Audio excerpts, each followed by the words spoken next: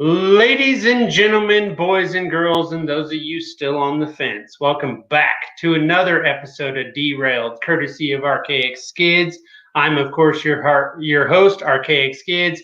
We have a fantastic guest in Mark Schneider. As you all know, you've seen him 4 times before. We also have a very special co-host with us tonight, Martha Bueno, who is going to be running for county commissioner in Miami-Dade, the 7th largest county in all of the U.S. So that's really fun. Before we jump into that, we are going to shout out a very exceptional company that I want you all to go and check out. I want you to check it out as quickly as possible. So I'm going to read something to y'all, and y'all just pay attention. We're going for MC Farms and Ranch. Now, in 1931, MC Farms and Ranch was bought during the Great Depression. 4 generations later, they have a new ranch boss in training named Letty, who has an excellent podcast as well called The Letty Show. Letty's little slice of heaven grows mostly wheat, corn, and alfalfa. They also raise Hereford mamas that are routinely crossed with red or black Angus, aka the Cadillac Estate. Letty did what most children ranchers do and took off after high school. But after health complications with her father, she returned to take on the family farm. Her family saw through the first Great Depression. They were there for your great-grandparents, and with your support, she will be there for you during the next one. Again, that's mcranch.com, mcranch.com. Check them out. All of their information is in the description below. I really hope you guys check that out. I'm also just going to throw out a quick shout out to my friend Stacia. She's going to be launching Second Look News. That's coming very soon. That is also in the description below. We're going to bring in our co-host right now. I hope you all will stay and enjoy the show. Hello. Martha, what's up? Hey, how are you? Apparently, I really like being on this show. Well, I mean, you're only really here for Mark, let's be honest. I mean, I enjoy you both, but it's a really interesting topic tonight. I'm really looking forward to it. It is. We're going to see if things go boom. Martha, just give everyone a quick introduction who you are if they don't know, and they should know. Right. They should know at this point. So I'm Martha Bueno. I am running for Miami-Dade County Commission in District 10. Miami-Dade is, as you mentioned, the 7th largest county in the United States, at least money-wise, have the 7th largest budget.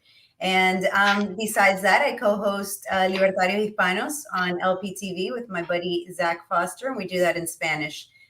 Liberty is not only for those who speak English. So. Nice. That is also in the description below. And I hate doing this, but I'm going to do it. Microsoft Translate has a great program that you guys can get. You will have about a 25-second delay, but you can listen to Martha's podcast, and it will translate it for you. Woohoo. So that's pretty awesome. We are going to bring in our very special guest, he's the #1 returning guest to the show, and I'm super excited about it. Let's bring him back. The master of disaster, Mark Schneider. What's up, my brother? Hey, thanks for having me. Oh, by the way, Martha, my wife was born and spent the first 8 years of her life in Miami. So there you go. We have a Miami connection. Yes, we do. That's awesome. Yeah. Martha also lives she knows where Turkey Point is. So there's that. You know where Turkey Point is. It's very close. Well, yeah. Sort of. Right on. Not that close. Mark, I think third arm. Mark, I think everyone on this show obviously knows who you are, but just in case, remind them. All right. Yeah. I'm I guess a lifelong veteran of the nuclear industry. I did 20 years in the Navy working on nuclear-powered submarines and aircraft carriers. I was a regulator for the Navy. And then when I retired, I got a job working at a commercial power plant, making power down here in southeastern Virginia. So I've seen, from small reactors to medium-sized reactors to large-scale reactors. But unfortunately, they're all the old school type. But, I'm a man of few hobbies. So in my spare time, I like researching and talking about nuclear. And I love nuclear so much. And that, my wife is a fellow nuclear engineer. So I like to say that we have the nerdiest pillow talk on the planet. So, yeah, that's me. Nice. And Mark also launched something called Green Nuclear Future, or the Green Nuclear Deal. My apologies. Yes. When AOC launched her Green Nuclear, whatever, Green New Deal. Yeah, she launched that retarded shit, which is basically just all SJW nonsense. Mark launched that to inform people about, like, look, if you actually really give a crap about climate change, pay attention, people. It's really interesting, and that's actually a good segue to start about nuclear energy. I basically created that vision, if you will, the same week as the Green New Deal coming out. And it was right after Scott Adams had involved Robin Conn on his show, and the title of his podcast that day was the podcast will, change your life. And it really did in that case, because I got done watching that podcast and I sat down and I banged out my vision of what an energy future would be for the nation and the planet. And I'll give the brief synopsis: a 4-phase plan. Phase 1 was build large scale current design reactors that are licensed to build. Turkey Point down in Miami is licensed to build a unit 6 and 7. There's 2 nuclear units there. There's 3 coal units, and then it would be the 6 and 7 are AP1000s, which are the same type of reactors they're building in Georgia and that we were trying to build in South Carolina. So this is it's a generation 3+ reactor. So I said we need to start by building those, build a bunch of those to either replace ones that were shutting down that are the old Gen 2 designs, or just to make our infrastructure more green. At the same time, we need to work on small scale reactors that could ramp up and down, because right now our reactors are very slow to operate. So they're great for base load, but you can't, the power grid fluctuates throughout the day. So you need reactors that could ramp rapidly. And so right now you look at, there's companies like NuScale, GE Hitachi that have designs that are in licensing right now that meet that future. And they're small modular reactors built in factories that can do this. And, that's the next step. And then my third phase was generation 4 reactors. Generation 4 reactors that can, they're the 2 requirements: got to be safe for meltdown, and not always a requirement, but they can also run on nuclear waste as their fuel. And so you've got companies like Oklo, TerraPower, Terrestrial Energy, X Energy. There's like 20 or so companies that are working on that. And then phase 4 is fusion energy. And one of the things I think a lot of people, when you get into fusion energy, don't realize is that you need fission to have fusion, because you have to generate the materials for the fusion process, and that can only be done in a fission reactor. So. Nice. We are going to do something we don't usually do when we talk about this, and then maybe it'll also give the Cuban goddess here a minute to think of a great question to ask you. But first things first, this is the newest news that I could find in. Don't laugh at me, woman. This is the newest thing that I can find in nuclear news. And I know you'll probably make fun of it, but I am going to read this short article for people that are going to watch this. And then we're going to get Mark's take on this particular situation. So let's see here. Nuclear reactions are smoldering again in an inaccessible basement of the wrecked Chernobyl nuclear power plant in Ukraine, according to news reports. Researchers monitoring the plant, which infamously exploded in a deadly 1986 meltdown, have detected a steady spike in the number of neutrons in an underground room called 305-2. The room is full of heavy rubble concealing a radioactive push of uranium, zirconium, graphite, and sand that oozed into the plant's basement like lava before hardening into formations called fuel-containing materials, or FCMs. Rising neutron levels indicate that these FCMs are undergoing new fission reactions as neutrons strike and split the nuclei of uranium atoms, creating energy. For now, this radioactive waste is smoldering like the embers in a barbecue pit. Neil Hyatt, a nuclear materials chemist at the University of Sheffield in the UK, told Science magazine. However, it's possible that those embers could fully ignite if left undisturbed for too long, resulting in another explosion. This potential explosion wouldn't be anywhere near as devastating as the one that shattered the plant in 1986. Stop it, Mark. Which resulted in thousands of deaths and spewed a radioactive cloud over Europe. Maxim Savilev, a senior researcher with the Institute for Safety Problems of Nuclear Power Plants, Jesus Christ, talk about an acronym, ISPNPP, in Kiev, Ukraine, told Science. Still, even a contained explosion would make the long-term mission of removing the plant FCMs much harder, Savilev said. The shelter is old and could easily crumble from the force of an explosion, filling the area with heavy debris and radioactive dust. Neutron levels have been steadily rising in room 3052 for 4 years and could continue rising for several more years without incident. It's possible these nuclear nuggets will fizzle out on their own in that time, but if neutron levels keep rising, scientists will have to intervene. All right, Mark, now you can stop laughing and explain to us what's happening. All right, first off, this was written by a person who wanted to sound smart. So when you melt a core together, there's an actual official term that is used in the industry called corium. So what you have is you have melted that molten lava flow is that the official term is corium. So whoever did this doesn't actually know what they're talking about when it comes to that. Wait, a reporter didn't know what they were talking about? Yeah, that sounds weird. We're going to use this crazy acronym instead of just spending 30 seconds of researching. And it is a flowing nuclear reaction. So rising neutron levels just mean that the power level that's occurring that exists is going higher. As far as an explosion, there is not core geometry associated with it for it to explode like a nuclear weapon. The only reason why Chernobyl exploded is because of this magical liquid, water. It was a steam explosion. So there's no pressure vessel to contain it. And so what's happening is that you have groundwater, some water is leaking into this, which is causing the thermalization of neutrons, which is causing the nuclear reaction to spike, causing more neutrons to be generated. That just exists naturally.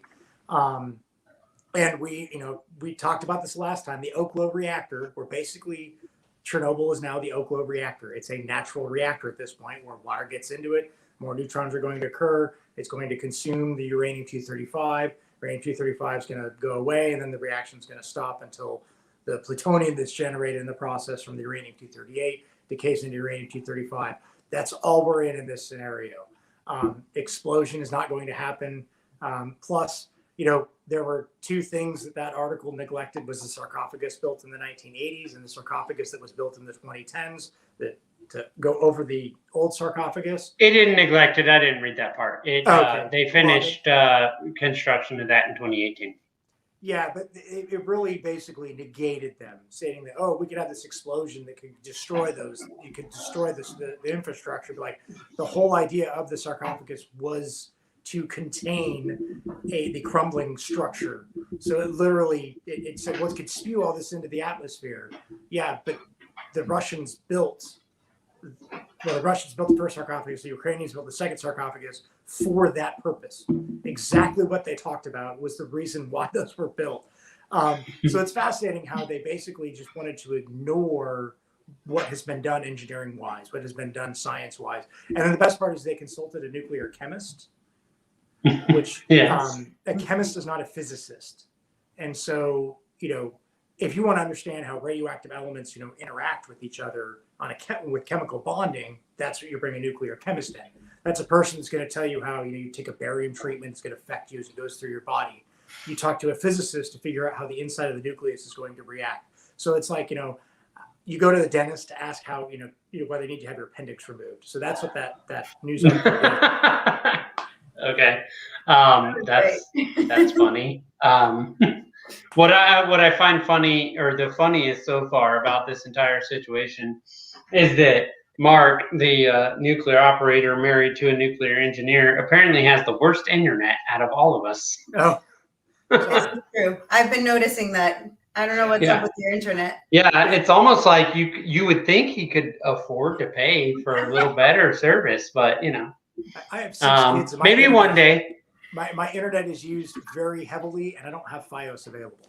Maybe when his Dogecoin collects for him. He'll be able to get the good internet. But until then, how is Dogecoin? Shiba Inu. I don't know. I'm divested from that. But actually, I don't know. Martha, do you have any questions you want to ask Mark? Is it trying to dumb down the conversation? Is it my turn? No, I mean, sure. I guess we could do that. Well, I mean, my questions were basically, he said on another episode, on the first episode, that rooftop solar was more dangerous than a farm solar. So I have questions about that type of stuff. Again, dumbing it down a little. I want to know why. Why is it more dangerous? Why is having solar panels? People fall off roofs. Yeah. That's it? It's because people fall off roofs? Yeah, that's like the number one home accident killer is people falling off of roofs. It's just a guy thing. You should have known that. Oh, you could have Googled that, Martha. I was thinking, I don't know, it catches fire and burns down a home. How did it catch fire? I don't know. Well, and when you get into large scale solar farms, you have, you're an industrial facility. Now they don't follow the OSHA requirements the same as, say, a nuclear facility does. The further you get away from regulatory requirements, the less people will follow them, especially when you don't have an embedded resident engineer like the nuclear industry.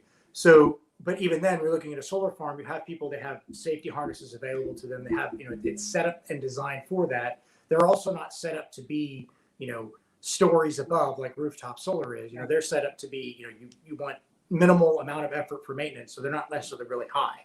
So they may only be 2 or 3 feet off the ground. So they're elevated up, but because you do have to clean them. But the safest form of energy right now is actually a solar farm, as far as per megawatt hour generated. Does it create enough energy though? We have one here in Miami. We do have a solar farm. No. That's the solar farm comparison I like to use is there's a solar farm out in the desert of Australia that generates 2 gigawatts of energy, right? So that's that's Turkey Point generates, its 2 reactors actually generate about that much energy. So 13,000 acres generates 2 gigawatts of energy at peak power production. A nuclear power plant, I use the Diablo Canyon out in California as a prime example because the math works perfectly. It's on 13 acres and produces 2 gigawatts of energy, right? So you look at the energy density, and then now we have to incorporate capacity factors. So nuclear operates a capacity factor of greater than 93%. I think in 2020 it was 94.3% or somewhere around there. So basically that means you're getting 2 gigawatts, you're getting, and by the way, you just shut a reactor down. So basically you're getting that whole amount. And then when you shut it down, you get 0.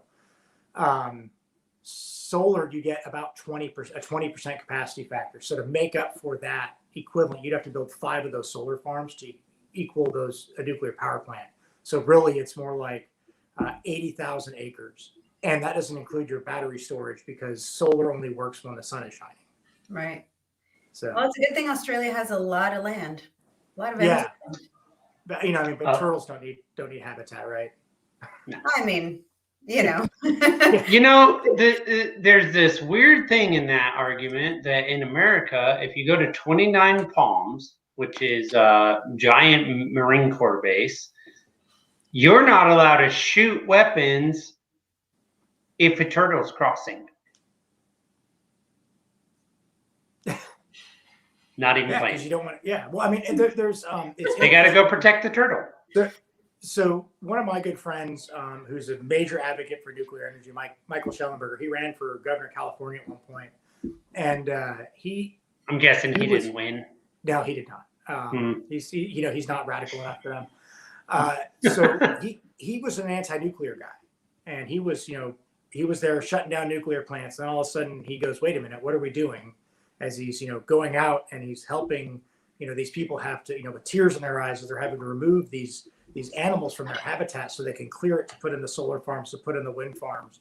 The amount of habitat destruction required to build a wind and solar farm. The biggest argument that the solar or the renewable industry doesn't have to answer for is the destruction of land that requires that. They're never brought to task for that. But dear Lord, you put a nuclear power plant somewhere. Well, what is the impact of the environment on that 13 acres? Like, and the environmental impact statement associated with that, like, it's amazing to me the pass that wind and solar get because they're green politically, they're brown in reality, but they're green politically. So, everyone gives them the pass. It's crazy to me. I was talking with a guy out in Utah where literally, because you have these giant peaks in power, you can't necessarily, and you can't store it to meet the green demands. They shunt the power, meaning basically take the excess power and they just put it into the ground. Oh. And so that way they can claim those kilowatt hours or megawatt hours or terawatt hours, whatever, unit you're using as green energy, even though it doesn't do anything. It'd be like taking a bunch of gasoline. I've got this gasoline that burns in my car, but I got too much of it, so I'm just going to dump it in the ground. Now, granted, gasoline's toxic and electrons can kill things. We call it electrocution. So, we are basically just dumping a bunch of electricity into the ground for no reason, just so that we can be green. I've been a libertarian too long to be shocked by any of this. I mean, and on my drive out to the farm, there's a solar field, a solar farm, whatever.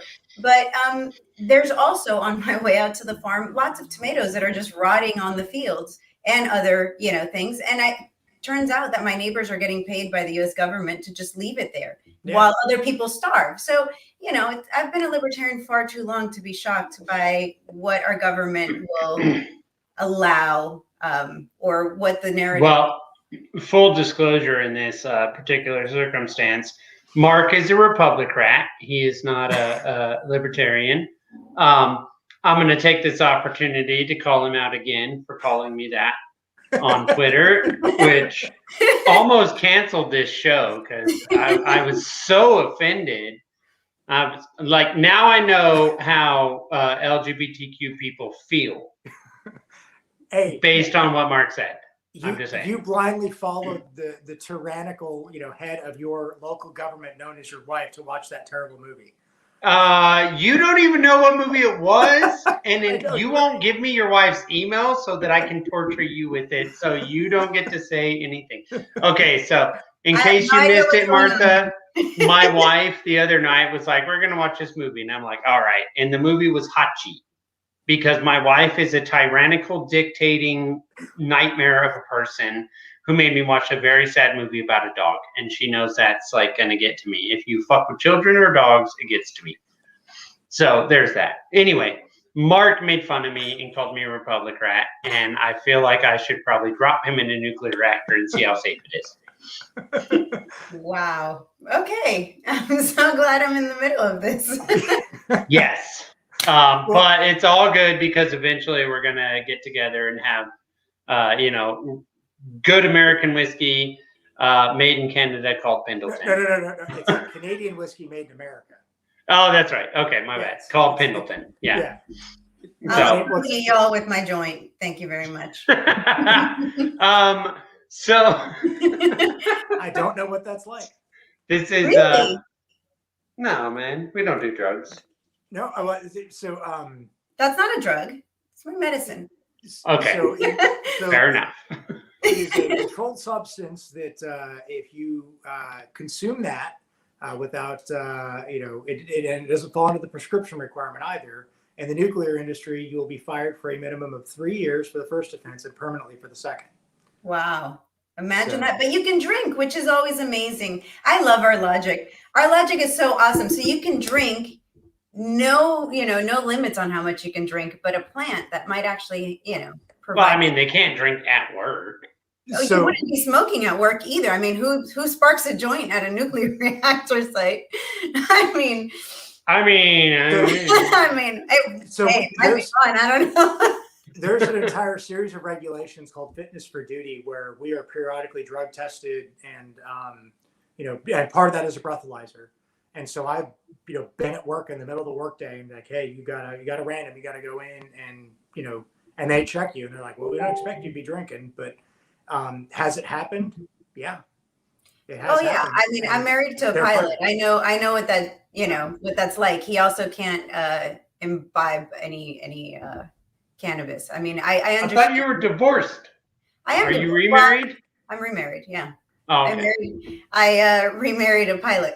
she's trying to protect her husband. So I try not to from talk the about internet. It, you know, his job does.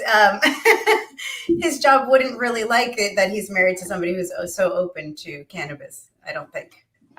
So we're not going to call him out then. It's fine. My daughter's actually going to Emerald to become a pilot. Oh, really? So, Here in Miami? She's up in Daytona Beach. Oh, cool. Yeah. That's awesome. Right on. Great time to be a pilot. I do. In an airplane. I do because we do have Martha. Well, I was going to do it even if Magnus was here, so it doesn't really matter. But Mark, being a Republican, part of the Uniparty, we are going to we're going to shift gears more so than I ever actually have on the shows with Mark, as far as why libertarians should support nuclear. And one of the biggest reasons that I'm going to say is that Republicans and Democrats hate poor people across the board. They all do, and Libertarian Party doesn't. And so we can prove with Mark that nuclear power will make power cheaper for the poors. So Mark, explain why. So it's if you look at it, we'll use California as an example, right? So California, every year they have to do rolling blackouts. They do it during their wildfire season when it gets so dry, and then they have to do it also in peak summer when basically they overpower their grid. So there's not enough power. So the way that the renewables work is that your solar dies down as your peak power is hitting, and then several hours later is when wind picks up and makes up the demand. And so during that peak period, the evening period when everyone's cooking their meals and you need your peak AC, is when the renew, or when they have to have the rolling blackouts. So if you look at California, they basically shut down the power in areas. They just basically roll through different areas so they can maintain the grid online. Otherwise, no one gets power. But they skip all the rich areas. That's a fact. That's called a smart grid. Weird. A smart grid is basically weird. Orange County, Venice Beach. Yep. They somehow aren't affected.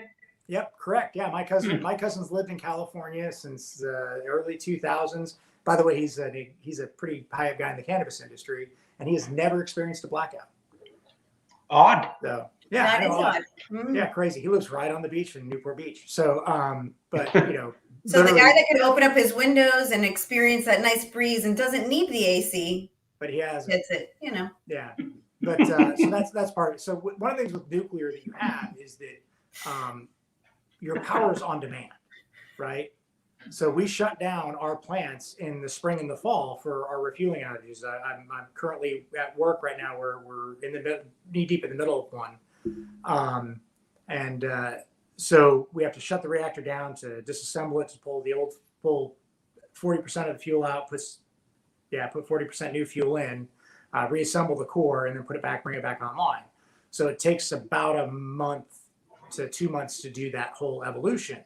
But we do it in the spring and the fall because you have lowest power requirements, right? So that's when your power is, your power demand is lowest. Well, wind and solar, you're kind of whatever the environment wants for you. And so that's the big problem with renewables that a lot of people don't understand. Like when they say, well, battery backup said, you don't know how much capacity and space it takes for battery backup. When you look at, they call it the levelized cost of energy production. When you do that, you look at the cost per, I think it's megawatt hour, like for new construction.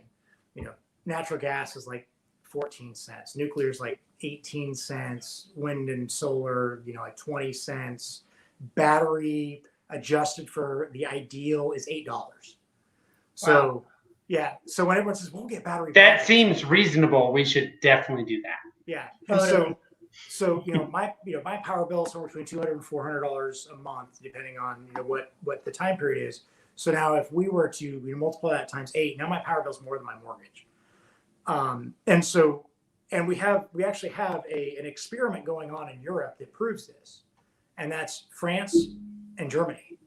So France has some of the cheapest energy costs, in Europe, and they tax the hell out of their energy.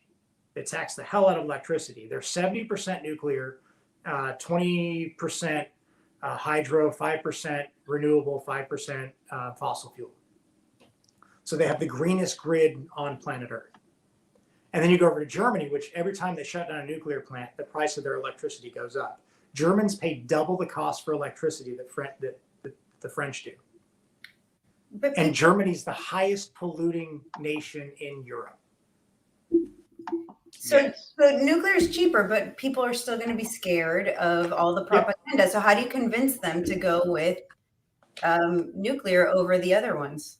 So I think Stacia, give a shout out to her. She said it best. We need to rebrand, and I would say that that the best branding is that when you get into those Generation 4 reactors, there's two types of major reactions based on your neutron flavor. There's a thermal neutron and a fast neutron, and it gets really technical. Well, I promise it won't be super technical. The current reactors we use thermal neutrons, which are a low energy neutron. And the new advanced reactors are going to use fast neutrons. So I've coined the term fast fission. So fast fission doesn't give you that nuclear vibe to it. And it sounds kind of high speed, low drag for your military types. It just sounds kind of advanced. And it is advanced, right? So it's advanced in that we've been doing it since the 60s still. But, and one of the first advanced reactor technologies was the aircraft reactor experiment that the Air Force had in the 1950s and 60s. So we designed a plane, built a reactor for it, flew it under conventional power, never actually powered up the reactors for it, but we literally built a nuclear powered airplane in the United States. That's pretty cool. I ran a test on minds.com, one of my social medias, and I said, what would you prefer? Gasoline airplane, nuclear airplane, hydrogen airplane? And everyone said hydrogen. It was like 81%. And I went, that's interesting. So Stacia was onto something with you, Mark, on that. I saw that on Twitter, where she was like, we can just rebrand it and go back to hydrogen because that sounds awesome, Yeah. And most people think it's water, which it is, technically. So one of the things that's fascinating when you talk about a hydrogen-powered airplane is that we had hydrogen-powered, air vessels, back in the day. And there's a famous disaster, the 1930s, something about a Hindenburg explosion. Yeah, so, weird. I don't know what you're talking about. I feel like you're stepping off into some weird conspiracy thing that we're probably not allowed to talk about. But one of the things that is actually kind of fun from my perspective is how I have to always answer to my own accidents. And I say my own because I own all my nuclear accidents. I will own every single one of them. And I don't have a problem with them. I don't have a problem. I mean, I have a problem that they existed. I don't have a problem that is put on me. But you. Well, another one's coming. True Noble just said. I just read the article. Yeah, I don't know what your problem is. Yeah, there's more neutrons. Congratulations. We're going to make some more neutrons at work too, shortly. So, can you explain to me what a thorium nuclear reaction is? What is that? Is it any better than? So she didn't watch the whole 10 hours. No, she got through one and went, "This is boring. I don't want to do boring." this. But no, I'm kidding. So You're terrible. Way, she is probably the smartest libertarian so far by asking that question, just so that the cult of thorium doesn't come after her.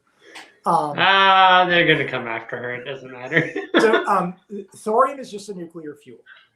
So you have three basic types of nuclear fuel, and it's going to get really confusing because uranium gets involved in all of them.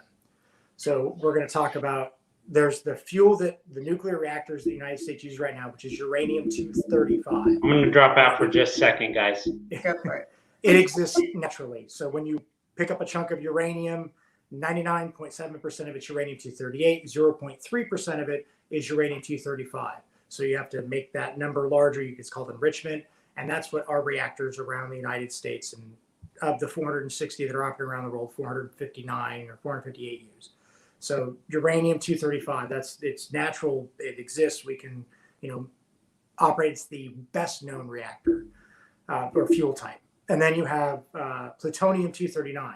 Plutonium-239 doesn't exist naturally, but if I take that uranium-238, that's the 99.7%, and I bombard it with neutrons, that uranium-238 then becomes uranium-239, which then becomes plutonium-239, which is a fuel, right? And that's the waste that everyone's concerned about when they talk about the hundreds of thousands of years and all that.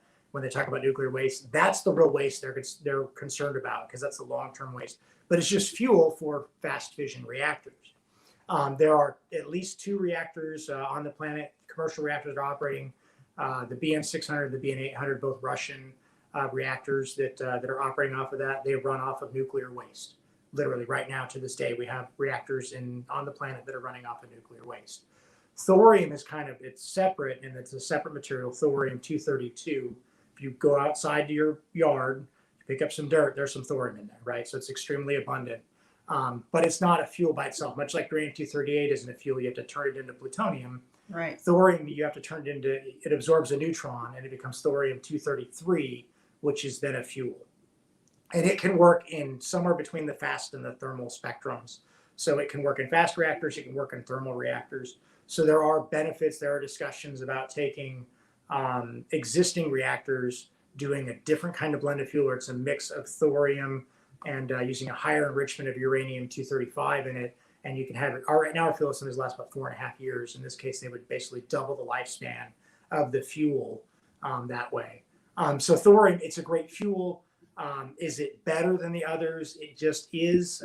The Manhattan Project back in the 1930s, it started with 3 competing designs. One was a uranium design that became the little boy bomb dropped on Hiroshima. There was a plutonium design that became the Fat Man that was dropped on Nagasaki. And the third didn't make it, and that was uranium-233 generated off of thorium. So did we just not have a place to drop it, or no? Or was it? There were 7 cities on the list. Tokyo was number 7 on their list to destroy. Oh man! But when you look at it from a perspective of, when you're competing, you start with 3 and you eliminate 1. So then you have 2 competing designs. So that way the 2 teams are fighting and they both have the goal. But really you start up with a 3rd. So that way you can pick your 2 best. So this is a competition thing. So you mean in terms of blowing people up, thorium just wasn't as good. So, that's not necessarily a bad thing.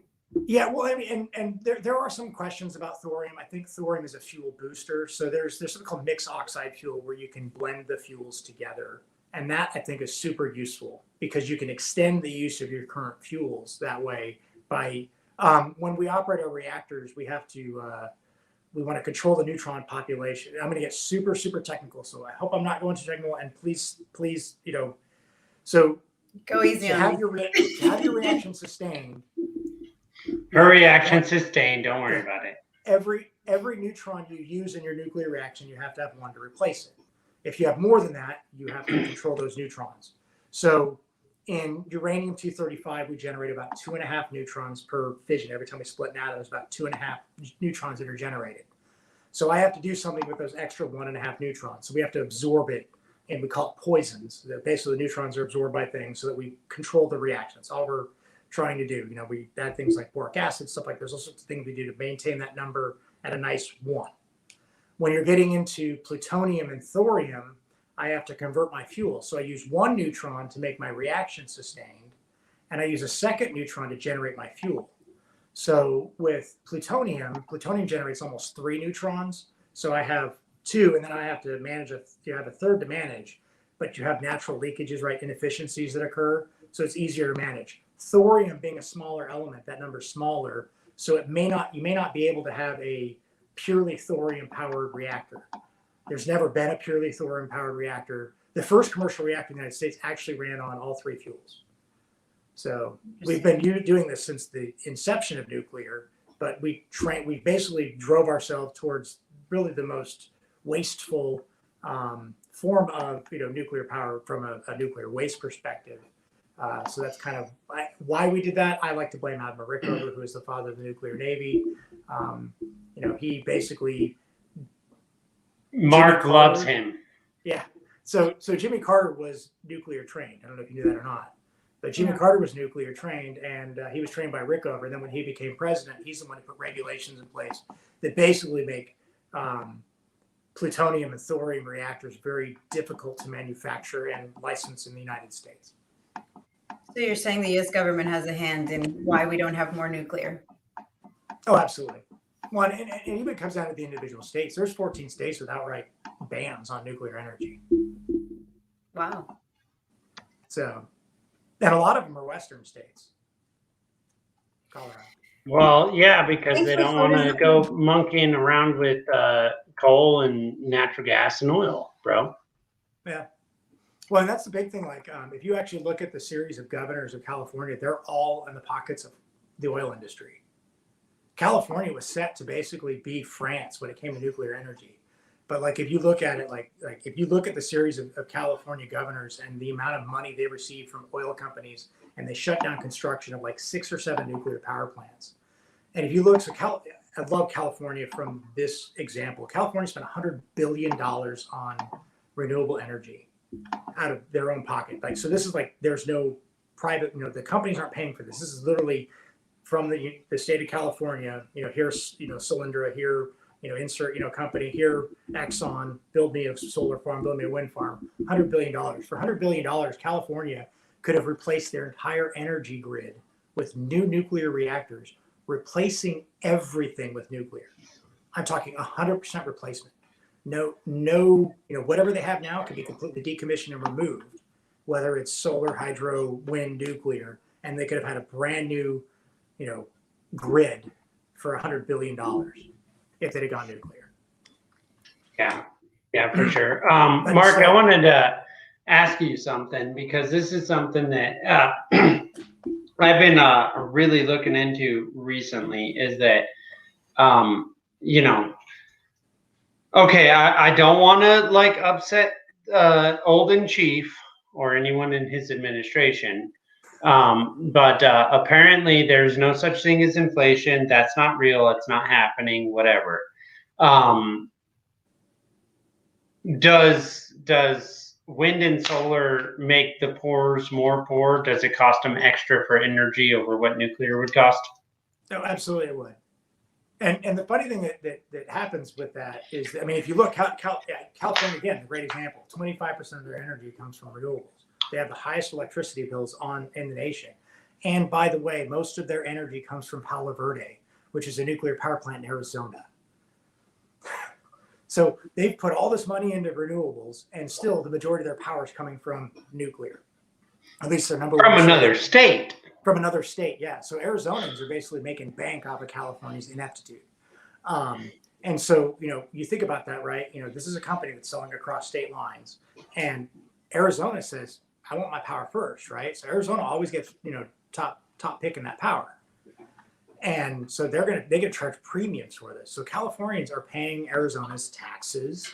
They're paying for all of Arizona's stuff, right? And, what do they get? They get more expensive power, which, if you're a Hollywood elite, I get my good power. I can drive my Prius. I can drive my Tesla. I can feel great about how I'm doing great things for the environment. And California's got 25% renewable. They're shunting, 50% of that power because it's not actually useful when it's generating the energy. And it's not that. We got a bunch of natural gas plants, and my cousin lives in Newport Beach. You can see the oil wells off the coast, like from his balcony. He literally lives on the beach. You can see the oil wells off, and that oil basically, it doesn't go to refineries. It goes 2 miles north of him to a freaking power plant. Basically gets pumped out of the ground, pumps to this freaking oil power plant that freaking generates power for that area. This is the green state. It was built like 5 years ago. Wow. So California, says all these things, but I like, my comment about wind and solar is that is welfare for fossil fuels, and that's what it does. Is that you have to have the backup. And one of the things that's crazy, and sometimes I like it, sometimes I hate it, is the amount of people in my industry that are promoting the new nuclear that are saying, well, we could be the backup. And I think it's a genius maneuver. And here's the reason why it's a genius maneuver, because the second you put a nuclear power plant to the grid and you realize you don't need your wind and solar, you just open the breakers on the outputs of this wind and solar and you go, yep, we'll get rid of that. So just turn that shit off and be like, oh, well, that was fun. And not just saying living with the oil wells. I lived in Maracaibo, Venezuela, which had the oil wells off in the distance, and it's absolutely disgusting the way when you actually live surrounded by oil wells, everything is polluted. Oil is everywhere. You can't go into Lake Maracaibo. It's the world's largest freshwater lake that's polluted, and you can't even go into it because you'll come out covered in oil. I mean, it's absolutely disgusting. So as far as oil goes, it's terrible for the environment. It's terrible for people to live around it. It's gross. So everybody's talking about nuclear being bad, but you know, the reality is the other options are pretty bad too. Did you know that the Turkey Point Power Station has been given 100% credit for saving the American crocodile?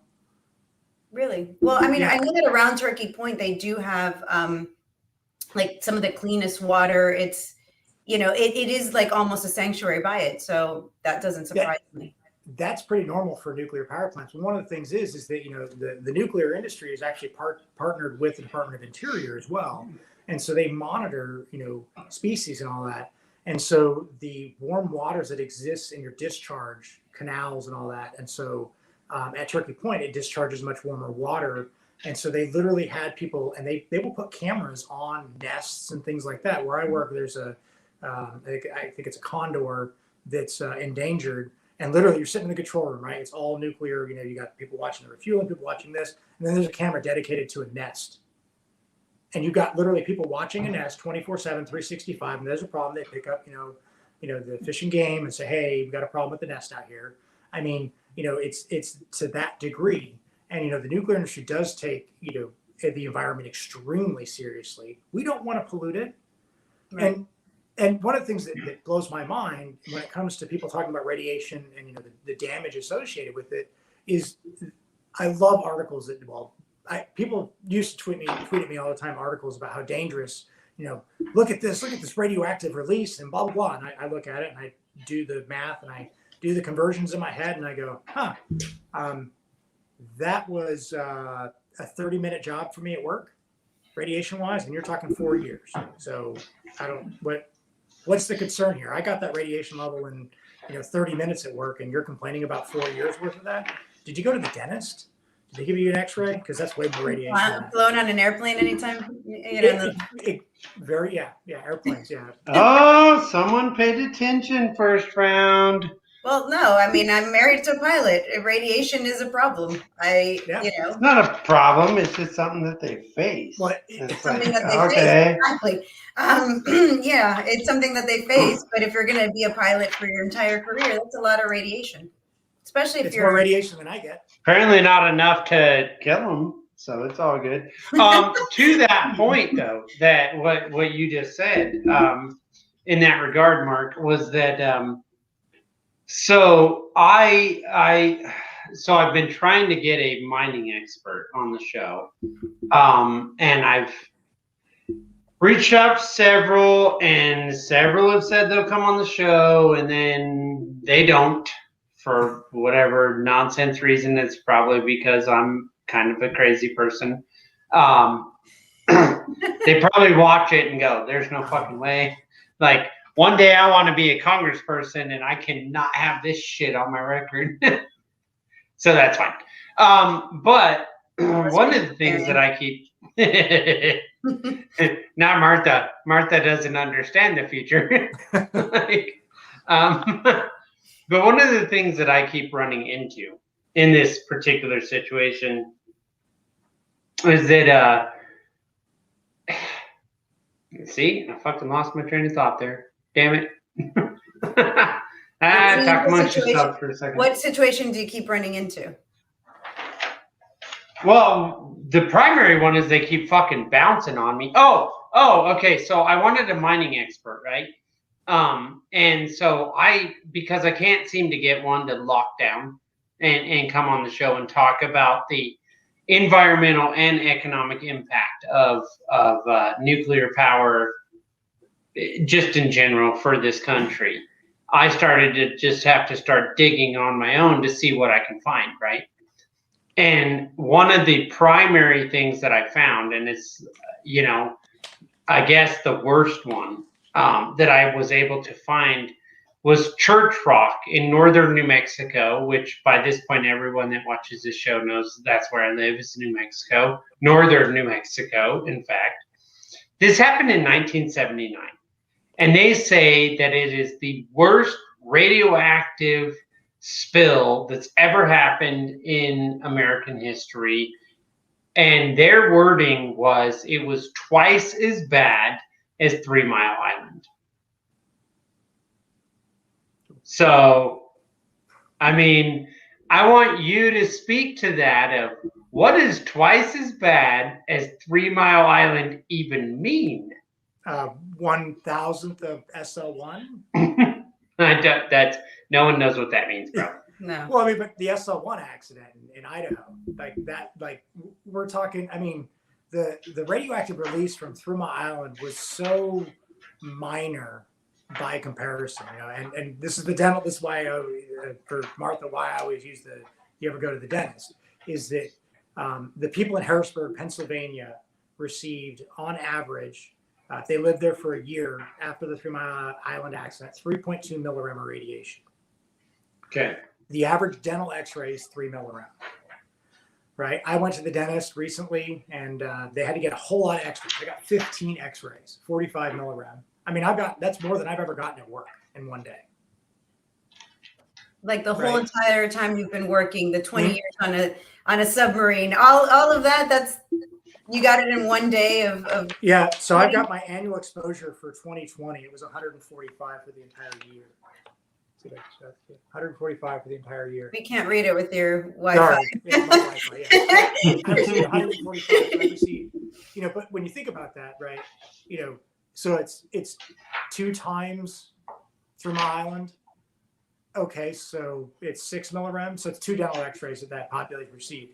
Assuming that they had fission products, which 3 Mile Island had, which a mining accident is raw uranium oxide, U3O8, your body can't process. And this is when you talk about nuclear, you have to have a very detailed understanding. I would say detailed. You have to have a good understanding of how radiation works. And there's 4 flavors of radiation. And we've already talked a little about neutrons, right? Neutrons are the nastiest of the radiation. That's the absolute worst, and they can kill you the quickest. It's also only exists in basically a nuclear power plant. So that right there makes it, for the general public, safe. And it only exists in a operating nuclear reactor. Right? Then you have gamma. That's the stuff that makes radioactive waste super deadly, but it's relatively short term. When I say relatively, it's like 300 years. But that's the radiation that the people at Harrisburg got, was from that particular type of radiation. Then you have beta, which is just basically electrons. So electricity is a kind of radiation if it is not in a cable. And the last one is alpha. Alpha is just a helium nucleus. Now, alpha is if you get it inside your cells, it would do a lot of damage. It's like a little dump truck, but it can only travel very, very, very small distances. An alpha particle won't even penetrate the dead layer of skin on your body. That's how non-penetrating they are, because it's super, super heavy, super charged. And there's actually a video of a physicist that takes uranium ore, U3O8, and he consumes it on TV. He shows the meter that is spiking, showing the alpha particles coming off. And he literally takes and he puts it on his hand like it's salt on tequila, and he licks it and puts the little meter to his tongue, swallows it, takes a glass of water, puts the meter to his tongue, no longer making that noise, or making giving any indications. Well, the thing is as it passes through your body won't absorb uranium oxide. So it's going to go right through you. So as it's in your body, it's going to pass through your digestive tract. The mucus layer in your digestive tract is going to stop that radiation from bombarding a single cell. So that mining accident that occurred, yes, biggest radioactive spill in U.S. history. All those people, let's say it's in all their food, they're eating it, goes right through them. And they just have helium poops and they have heavier poops.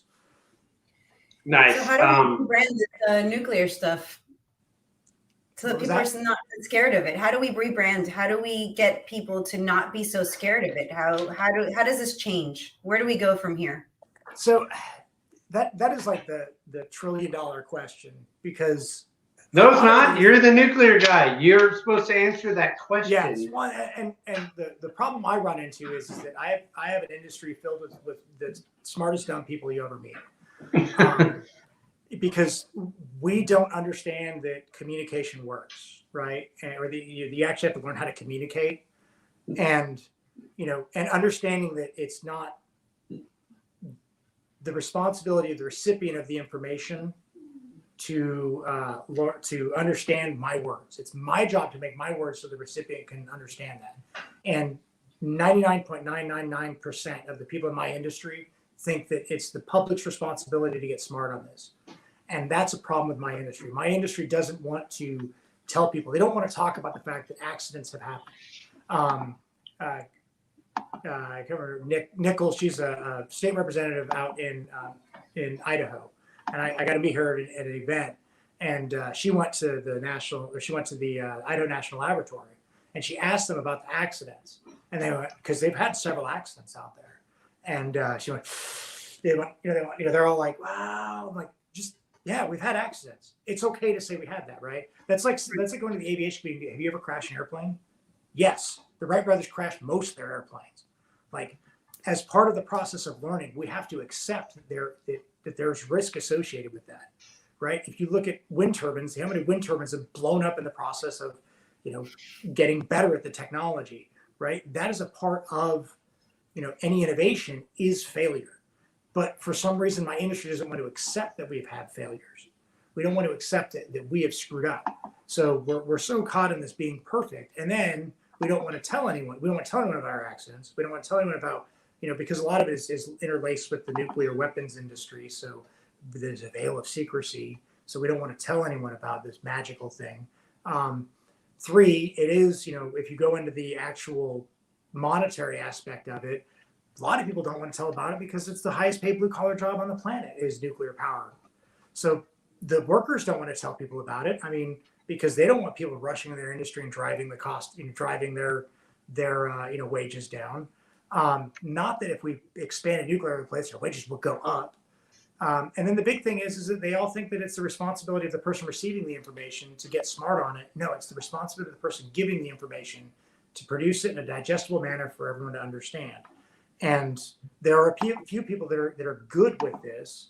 I like to consider myself one of them, but our voices are only so big. And the problem that I see with my industry is that we recognize people that have some decent communication skills, but they don't understand the technology. I love Mike Schellenberger to death, but he doesn't understand the technology. He's an environmentalist. He can explain, what the impact is if you remove a nuclear plant, but he couldn't tell you how a nuclear plant operates. He uses these statistics and numbers like, so why is the waste not a problem? Well, he goes, well, it's just not a problem. The engineers told me it's good. No, and you can't explain it and go, well, in 300 years, I could walk up to spent nuclear fuel, pull it out of its container and start licking it and have no problems.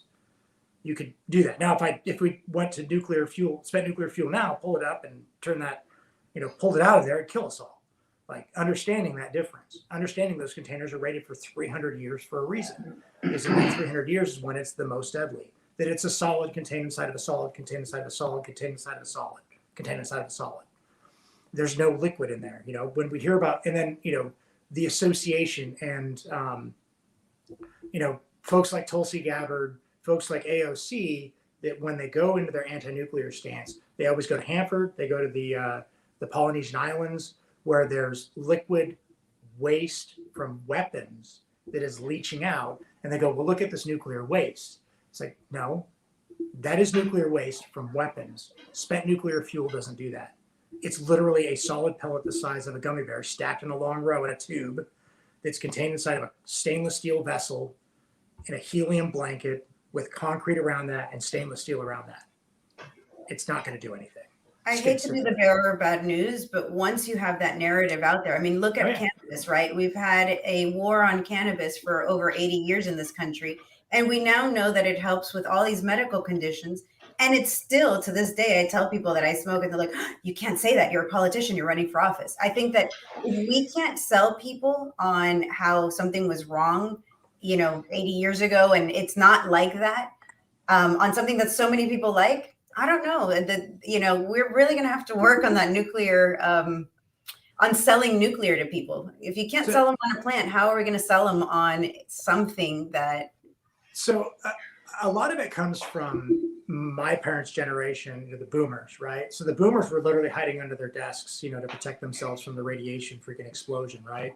Right. Because that was going to work. That magical desk really, it's like the mask, when you walk into a restaurant, if you're wearing it, you're not going to get COVID. Yeah. I mean, if the pipeline would have been wearing a mask, it wouldn't have come. When you sit down, though, you're safe. Of course, COVID doesn't like when you're sitting down. It's only when you're standing up.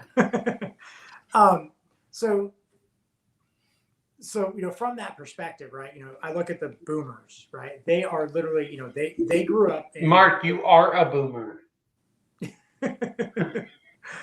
I'm almost a millennial. I love it. No, Mark's not a boomer because Mark made a lot of money on Doge. Mark's smart. So I feel, that was I feel attacked there. Wait a minute. I don't think we're that far off in age. Don't you dare. No, but Mark acts like a boomer, Martha. There's a difference. Oh, well, yes. No, in that case, I'm 20. Yeah. I mean, I have kids, and I'm buying a beach house. So, I'm right. Yeah, he's a boomer. Boomer. He's like, I'm going to get a beach house and have these rentals. I do what I want. He's a boomer. Buy some crypto on the side. Yeah. I don't think boomers are buying crypto on the side. Just saying. Yeah. Well, he's a smart boomer. Sorry, I sidetracked you. Yeah, but when I look at it, I go, you have to look at that generation, right? The generation that grew up in, crawling under desks. They grew up with the 3 Mile Island accident. Chernobyl was a big aspect in their young adult lives. And there's another major accident or another major incident called Browns Ferry, where we basically went 24 hours not knowing what the status of 3 nuclear power plants were because of a major fire. That happened within weeks of them. You have the Greenpeace initiative, and Greenpeace did a great job of associating nuclear weapons with nuclear power. And you use the same materials, but in drastically different ways. It's like, nuclear power plant is like a combustion engine, right? Very complex, very, lots of parts to it to make it work and make it functional. Whereas, a bomb is literally, you just take, get the right mixture and it explodes, right? Very, very different in the way they operate. But the boomers themselves, and I say this with cannabis, is I see that very, that comparison between the two, where the boomers are all told, well, cannabis is the gateway drug. If you use cannabis, you're going to end up, a bum in the street, right? Oh yeah, right. All I want to do is do heroin after I. mean, if you've ever smoked pot, you're probably about to be a cracked out whore. In 10, 12 minutes, just taking dick for money, obviously. I mean, so I see that. Oh, sorry to the sponsors. No, you're not. Don't lie. No, I'm not. I don't care. They knew what they were getting into. Yeah. So I see that aspect is that as the boomers, start to age out of that, and as the younger generation, get into that. And one of the other things that I was running the other day, and I was having this thought go through my mind, and I go, I think that the reduce, reuse, recycle program was actually detrimental to nuclear. We were trained as children of a life of scarcity, right? And so we are trained that we have to put in the super ultra high value, R value insulation and windows so that we can minimize our heat losses and all that.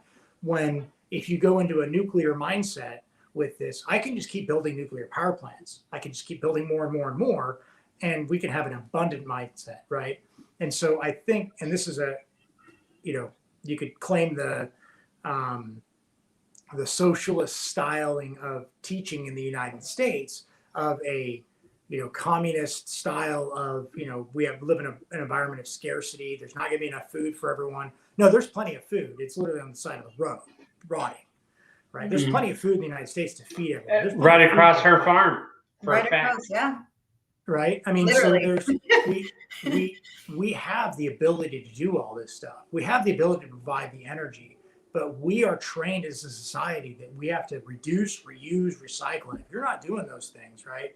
We have to minimize and become this minimalist. And you could call me a boomer because I'm a maximalist. I want to own 500 homes. I want to have the big, giant, fancy everything because that seems awesome to me. Mark, you sound like a libertarian. I don't know what to tell you. It sounds really weird, huh? Right? Like I keep trying to tell him. Libertarian of you. I don't know about this Republican thing, but also I think you just came up with your marketing campaign for nuclear. So there's this great thing that's been happening for the last, I don't know, few decades where young kids really like electricity. And actually all of their devices are powered by electricity. So the young kids really want a lot of it. You now have cars running off electricity and to tell them that you have an unlimited source for cheap, I think is the way to go. I think that's going to be the generation to hit. You're not going to be able to convince the boomers that had to hide under their desk. And that's the big thing is I don't even try to convince them. I mean, I learned that lesson when I went to, when I was a speaker at the Phyllis Schlafly Eagle Convention. And I'm literally, they gave me a 30-minute slot or maybe an hour to speak. I spoke for 15 minutes and I did a Q&A because that's always the best, right? Because I can, talk about nuclear all day long and, bore the audience to death. But what's more interesting is what, the audience has to say. And this woman gets up there and she is, well, what about this? And, she was like fearful. And at the end, I said, ma'am, I don't know how to fix your irrational fears. I said, I can't. I'm not going to argue with, your rational fears.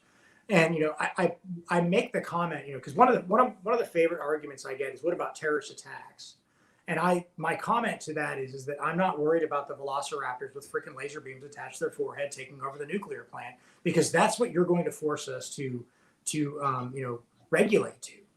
And people are like, what? And I said, if I was a terrorist, I wouldn't go after a nuclear plant. I'm not going to go where the guns are.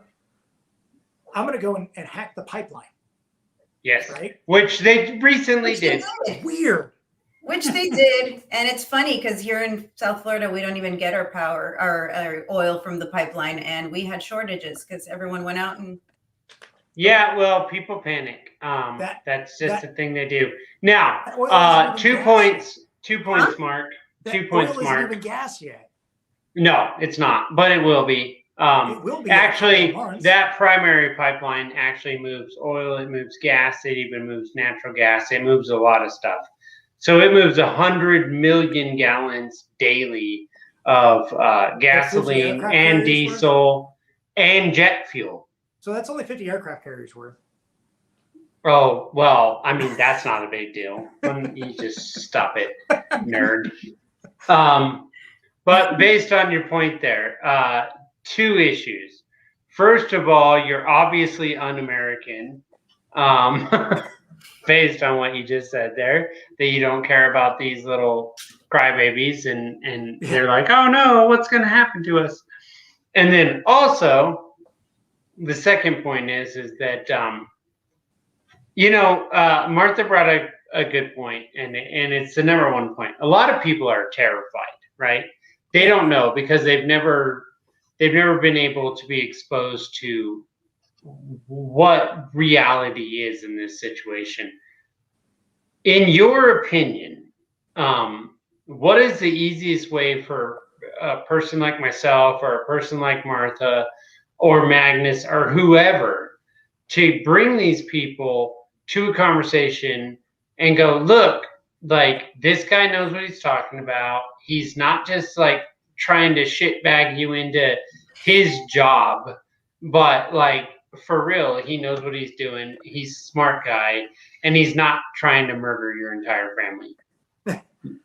I mean, I like just having the conversation. That's why you keep asking me to come back on. I keep saying yes. I like talking about. Oh, I thought you just like being tortured, but okay. I mean, do you call this torture?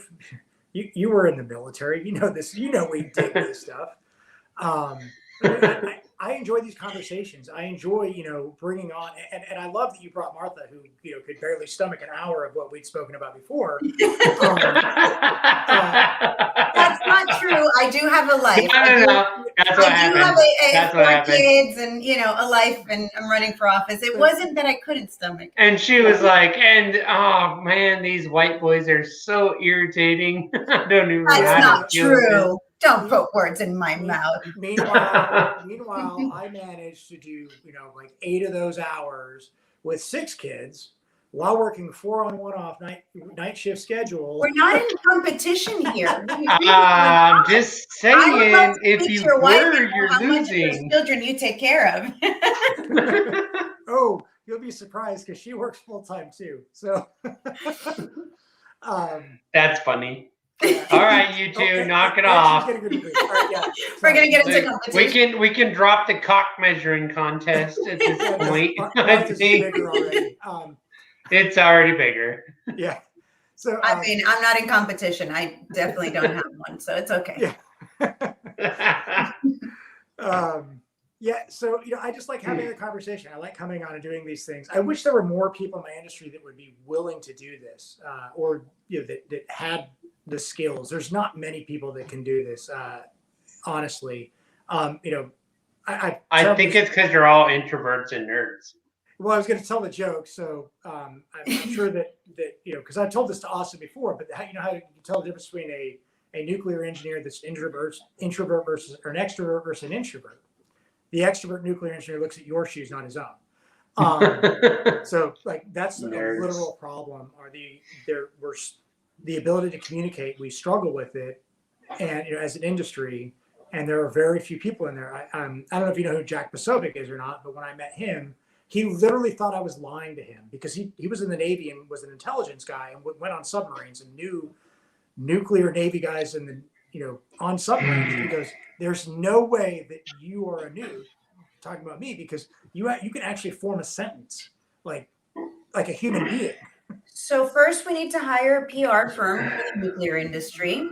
And then I think that that PR firm really needs to focus on the Bitcoin guys, on this whole mining industry, because you have these huge, Elon Musk just recently said that he wasn't going to accept Bitcoin or deal with Bitcoin because of the amount of energy and, all these. Elon Musk is lying. Of course, but let's go to his narrative for a moment. So if we do it with nuclear, all of a sudden we can have all this Bitcoin mining. We can do all these things. And of course, our iPhones will be powered for, ever. So again, the PR firm really needs to concentrate on what young people today care about. So it's interesting. Very true. I actually got, so I'm connected with the communications director for the Nuclear Engineering Institute, which is basically the PR organization for nuclear. And I got them in connection with high people in crypto and cannabis, because cannabis is a huge energy consumer too. Not in South Florida. We've got tons of he's talking Colorado and California. Colorado. Right, where you got to grow indoors, of course it is. Yes. But in Florida, we thankfully do have a lot of sun. So except that my cousin's currently working on a project for, I think it's 5 megawatts worth of lights in Orlando. Jesus Christ.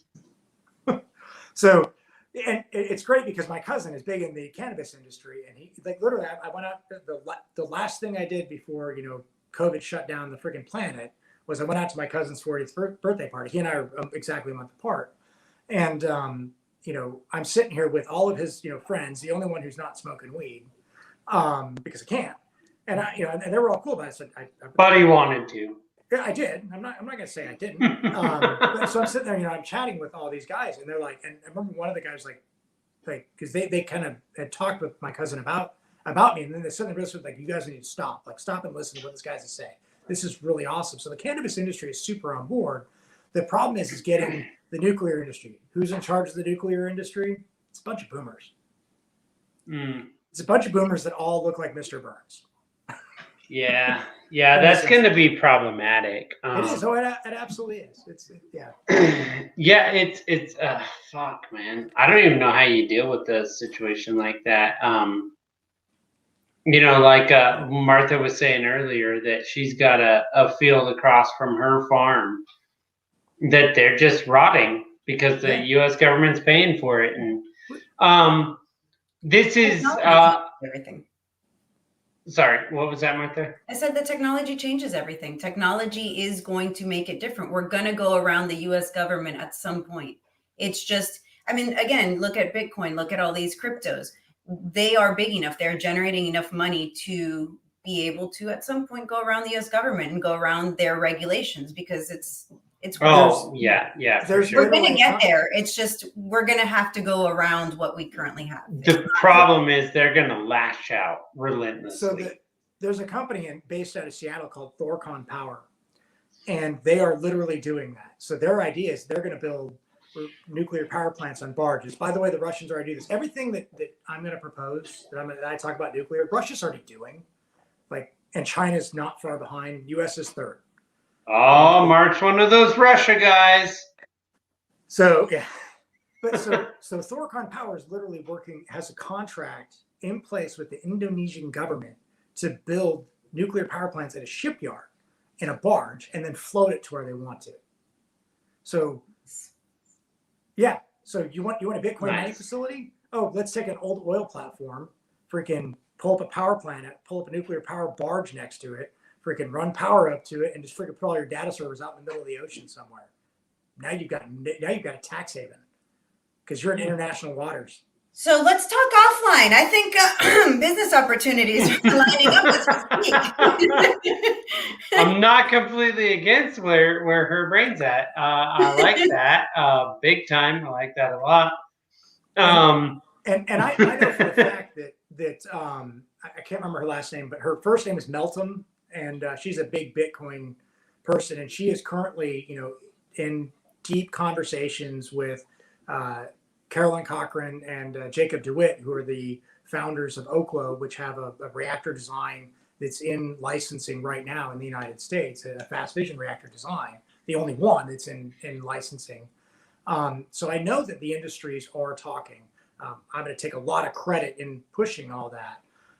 Because I was the one who basically said, like I said, it was crypto cannabis, and I mean those two are just those two industries with nuclear just make a lot of sense from the power requirements that are needed for what they want to do. And then when you look at I look at large scale industry things. I interviewed with Nucor at one point, which is a steel company, and the amount of power they use is incredible to melt the steel.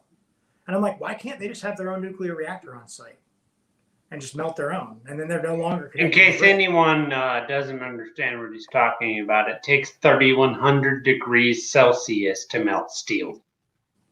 And you do that with electricity. And it's pretty awesome when they that's a lot of fucking power. If you put that in Fahrenheit, just do the math yourself, because I'm not your bitch. So do it yourself.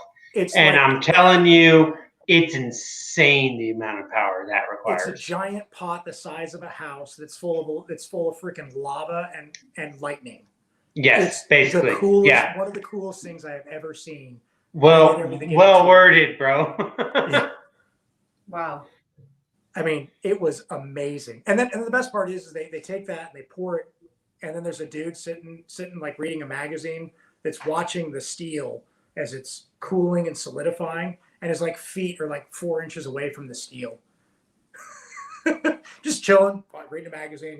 Yep, steel looks good. I mean, it's just lava. Don't worry about it. I don't know what you're concerned about. It's just recently solidified steel. Yeah. To put that in perspective, Martha, in a way that you might, I thank you for dumbing it down for me. I appreciate it. I'm going to dumb it down for you. Now, I'm going to feel bad for doing it, because I'm going to feel like you're going to be like, well, fuck you, asshole. No, I need it. So please do. To put it in perspective, that maybe, I don't know, you have 4 kids, so maybe this will make it more easy for you to understand. If Thor worked with, no, I'm not doing it. I can't do it. I'm going to feel like a dick if I do it. Never mind. Go for it. If Thor. No. Yeah, I'm taking. Well, I think you got lost right there because you were like, Thor was hot till he got fat in the last movie. You know, I don't really watch those movies, but the guy that plays Thor is really hot. What? Martha, I don't even know if we can be friends anymore. Sorry, I don't really watch a lot of stuff. Yeah, that's fun. Time to watch all these movies. Come on. But we are going. How are you not watching these movies? Oh, because that's the time where you turn it on TV and you run away and you get to do things. You have time. Okay, all right. That makes sense. She turned her TV into a babysitter. That's what she did. No, she didn't turn TV into a babysitter. She turned her TV into a distraction so that she can have adult recreational activities with her husband. Again, my husband doesn't do those adult recreational activities. That's just myself. And also, my kids know what I do. I don't lie to them. Also, my youngest is 12. He knows. Yeah.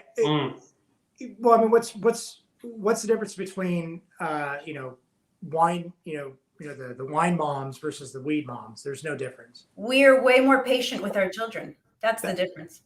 All right, fair enough. There's a big difference. I mean, I've seen my friends when they drink wine and they get rowdy and things upset them that children do. What versus the weed moms? It's like the weed mom's like, I don't care. The house on fire. It's fine. Just like it's only the kitchen. Basically, the weed moms are Republicans. The weed moms are Republicans? Yeah, it's like. The Democrats are in there like, let's burn down the house, and the weed moms, they're the Republicans. Like, can we just burn down the kitchen? It's fine. Don't worry about it. I'm messing with you, Martha. No, weed moms are libertarians, and we're totally chill about all sorts of stuff. I get where Austin's going with it. It was a very square peg in an extremely round hole. All the holes are round. All you have to do is bore them out. My bad. Anyway, okay. What the fuck? What did you guys do to me? How did you derail my own show? My show. I derailed. Like, you guys derailed it. That's messed up. I don't appreciate that. That's what I do, Austin. No, it's not. You never have before. This is a first. So that's messed up. I've never derailed your show. That's all. Oh, yeah. Actually, one time you did. Yeah. Okay. That's fair. All right. Anyway, Martha, it's your turn to derail. Talk about something you think is important to talk about. I just did. I just brought in the No. How does nuclear power affect sex work? Talk about that. Oh boy. Well, I don't know. How would it affect sex work? I don't know. But tell me. All these people that are going to be making so much money working at the nuclear power plants, with their all new jobs, that they'll have money to pay really well. And remember, they're all introverts, and they can't look a woman in the eye, so they got to pay. They got to get it some way. So this is true. Sex workers need to that sounds like doggystyle.com to me. Wow. This show needs to come with like a rating. Like, we're filming this at 12:30 at night. So, there isn't. I mean, honestly, at this point, if YouTube doesn't already know, then there's a problem. There's no way this ever ends well. It's literally called Derailed, Martha. You've been on the show twice. You know how this ends. There's no good way. Now, the worst part is for Mark, because Mark's such a serious and he's got such a serious and important job that then he comes on with assholes like me and he's like, I don't even know what's happening now. No, so here's the thing is that I don't take myself seriously.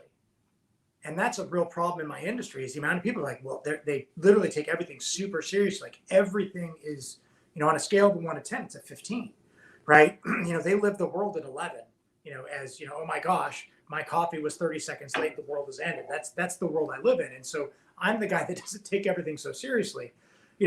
because one of my comments, because I think the sex worker thing is a good segue into this, is, someone say this is 6 inches long. I'm like, is that real inches or penis inches? Like, that's my comment whenever I say that.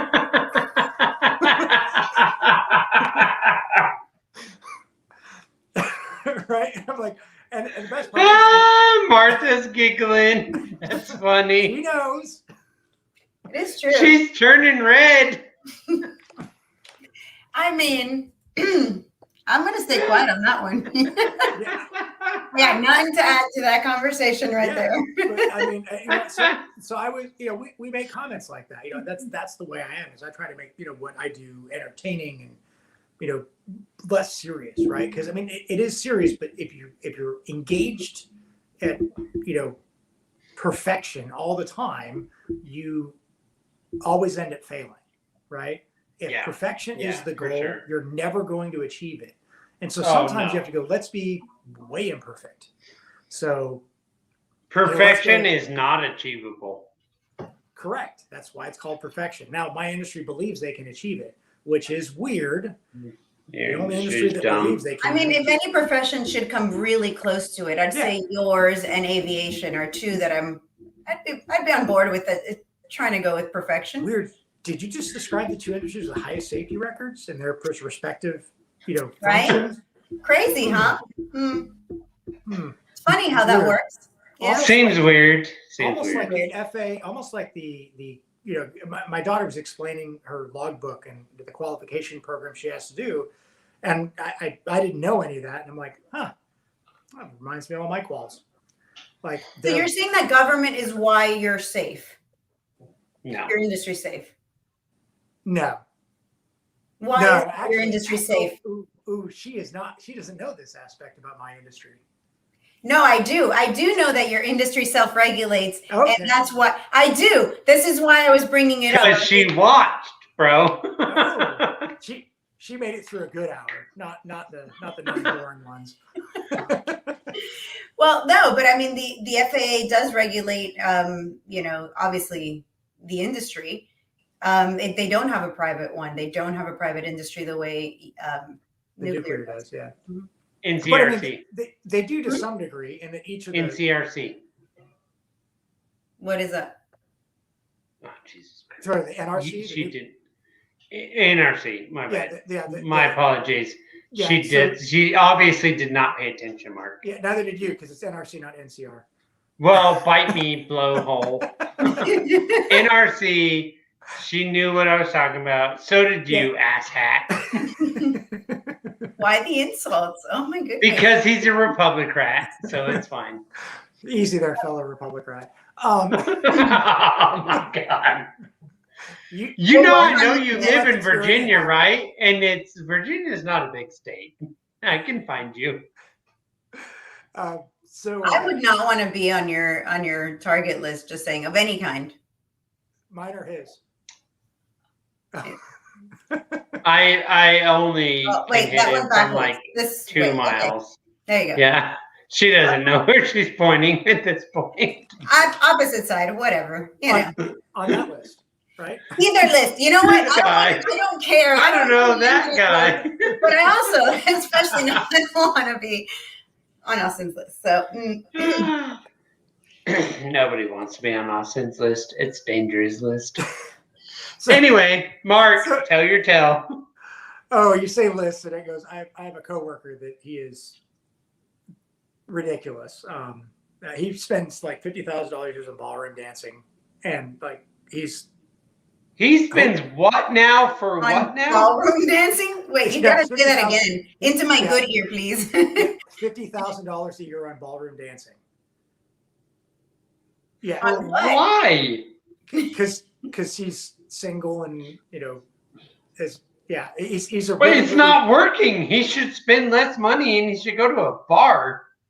Well, he would have to talk to girls then, like actually talk to them. With ballroom dancing, they give him a partner. No, he wouldn't. If he has $50,000 to do for that, all he's got to do is buy him drinks, and he will find a wife. Here, when you go back to work, please just tell him that there's this whole industry called sugar babies. Way cheaper. You spend $50,000 on a sugar baby, you've got companionship the whole year. Well, so now he's gotten really good at it, but he's a really, really strange. You said list, right? This guy. So when he moved, a bunch of guys showed up to move, and they had to do an entire load of swords. Like, he's a really weird guy, and swords. How did we get on the subject? I'm sorry, swords. List? Like yes. I'm King Arthur. Yes. So he has a list. It was known as the kill list. We've redubbed it the BFF list. Oh my so God. the goal is to see how high you can get on this list at work. So we're constantly berating him to get high on this list. And why are you trying to get murdered? Men are weird. This is what people do? Like, seriously? Wow. All the women that I've ever known who are like trying to impress men, this is really it. He's like, here's where you wasted all your time. Oh my God. You're all gonna get fucking murdered one day by this guy. One of the jobs that we have to do is we have to add boric acid into these big tanks. And so they come in 55-pound bags, right? We have to dump it into this tank, and you have to cut these bags open. And so we joke that I get dropped tons of acid at work, and it's literal thing. Wow, these are great jokes. Yeah. so when I was in my I wonder if you can drop acid while you're dropping acid. Now that. Or warm up the stripper while warming up the stripper.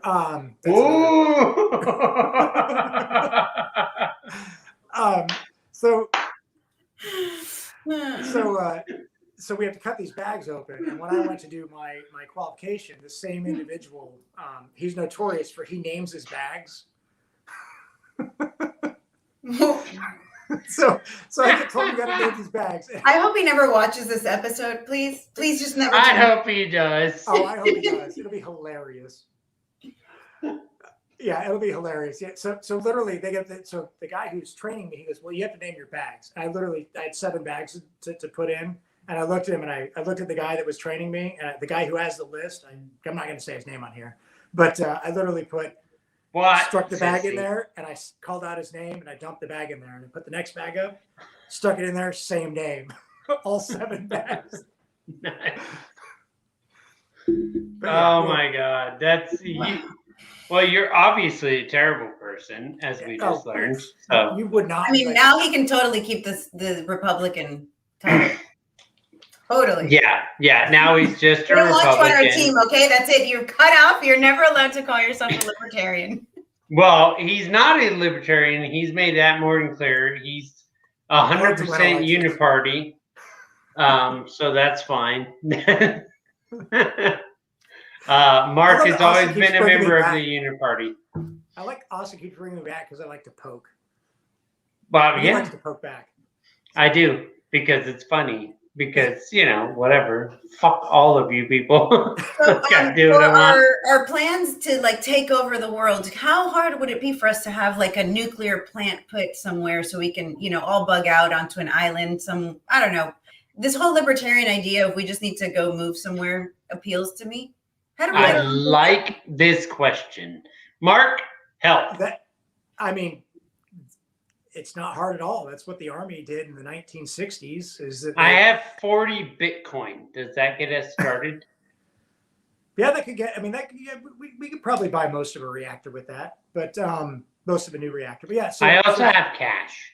So the Army actually, when the Army had their nuclear power program in the 60s, the whole design was remote outposts, and they actually had a nuclear reactor to operate in Alaska and one on Antarctica. So the whole idea of middle of nowhere nuclear power is actually a thing. So, and that's what the Army is doing right now, or the Department of Defense. They have 3 companies. Remember that 3 comment earlier about the Manhattan Project? There's 3 companies that are competing to build a reactor for the United States military that can be deployed in a C-17 Globemaster 3, be flown in somewhere, be put online within 24 hours, and then when they're using it, shut down and cleaned up within 7 days. Okay. So possibility. Yeah. Well, and if you look at the space program, we have the kilopower reactor, which is tested out in Nevada, and it's about the size of a mini fridge or your dishwasher, and it powers about 4 homes for 20 years. Wow. So, and that's the full. We'll need a little bigger than that. I feel like there's a lot more people that would kind of join us. Yeah, but yeah, what does a nuclear reactor run? What could we expect to pay for a nuclear reactor? Well, that's the question, right? Is that none of these are commercial grade at this point. So when you're looking at one of these, when you're looking at these experimental types, you're into the hundreds of millions, if not into the billions of dollars.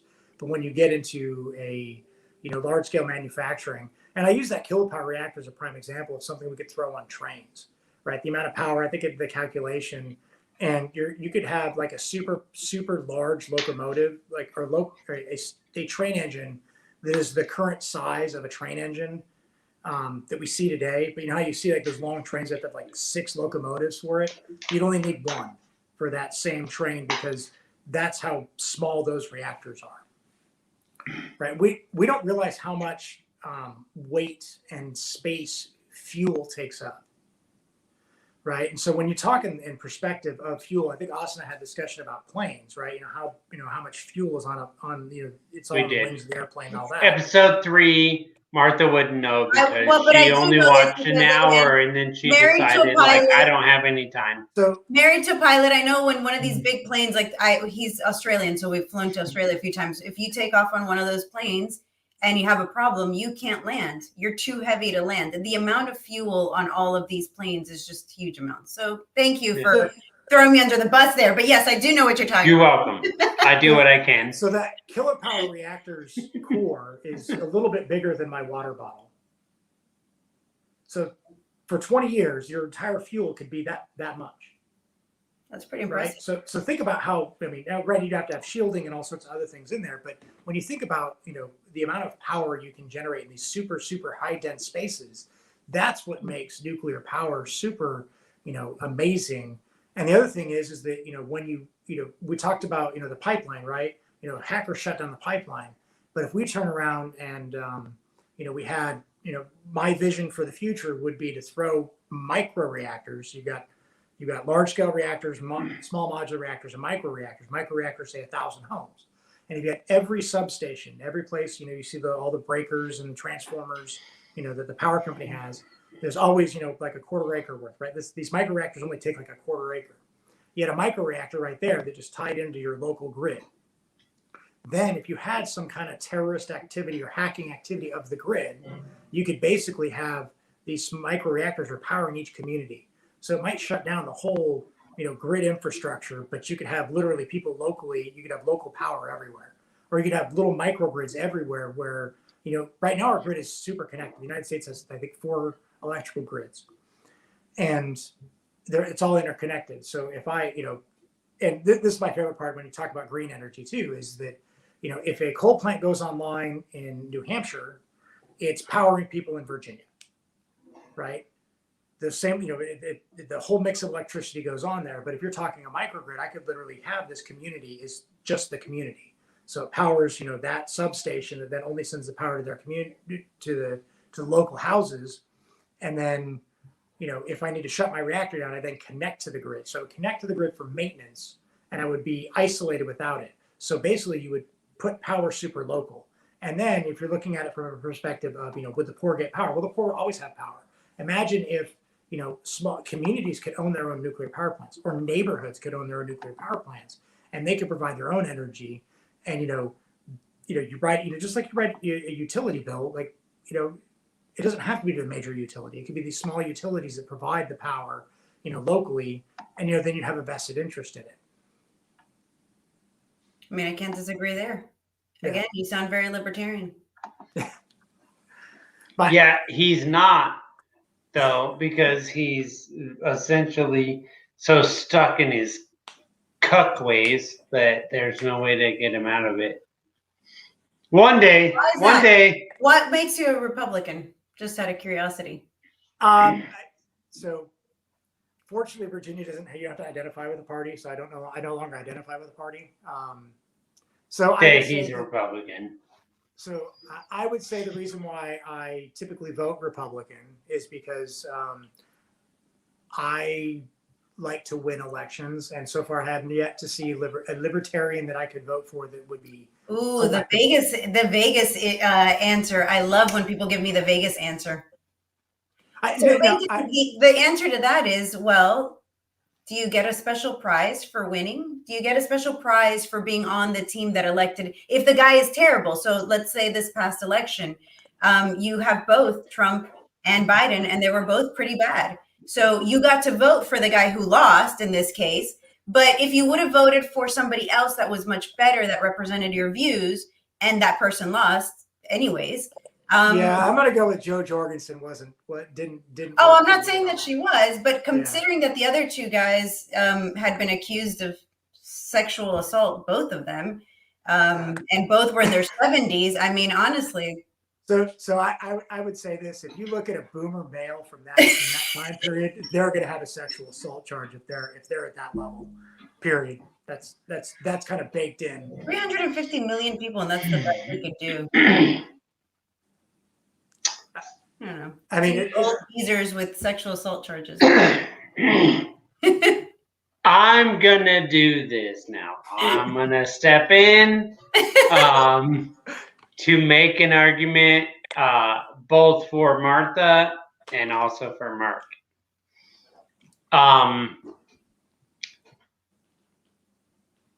Every option from the Democrat and Republican side were garbage. And if you don't believe that, there's something fucking wrong with you. Now, Jo Jorgensen was not a good pick, sure. But you know what?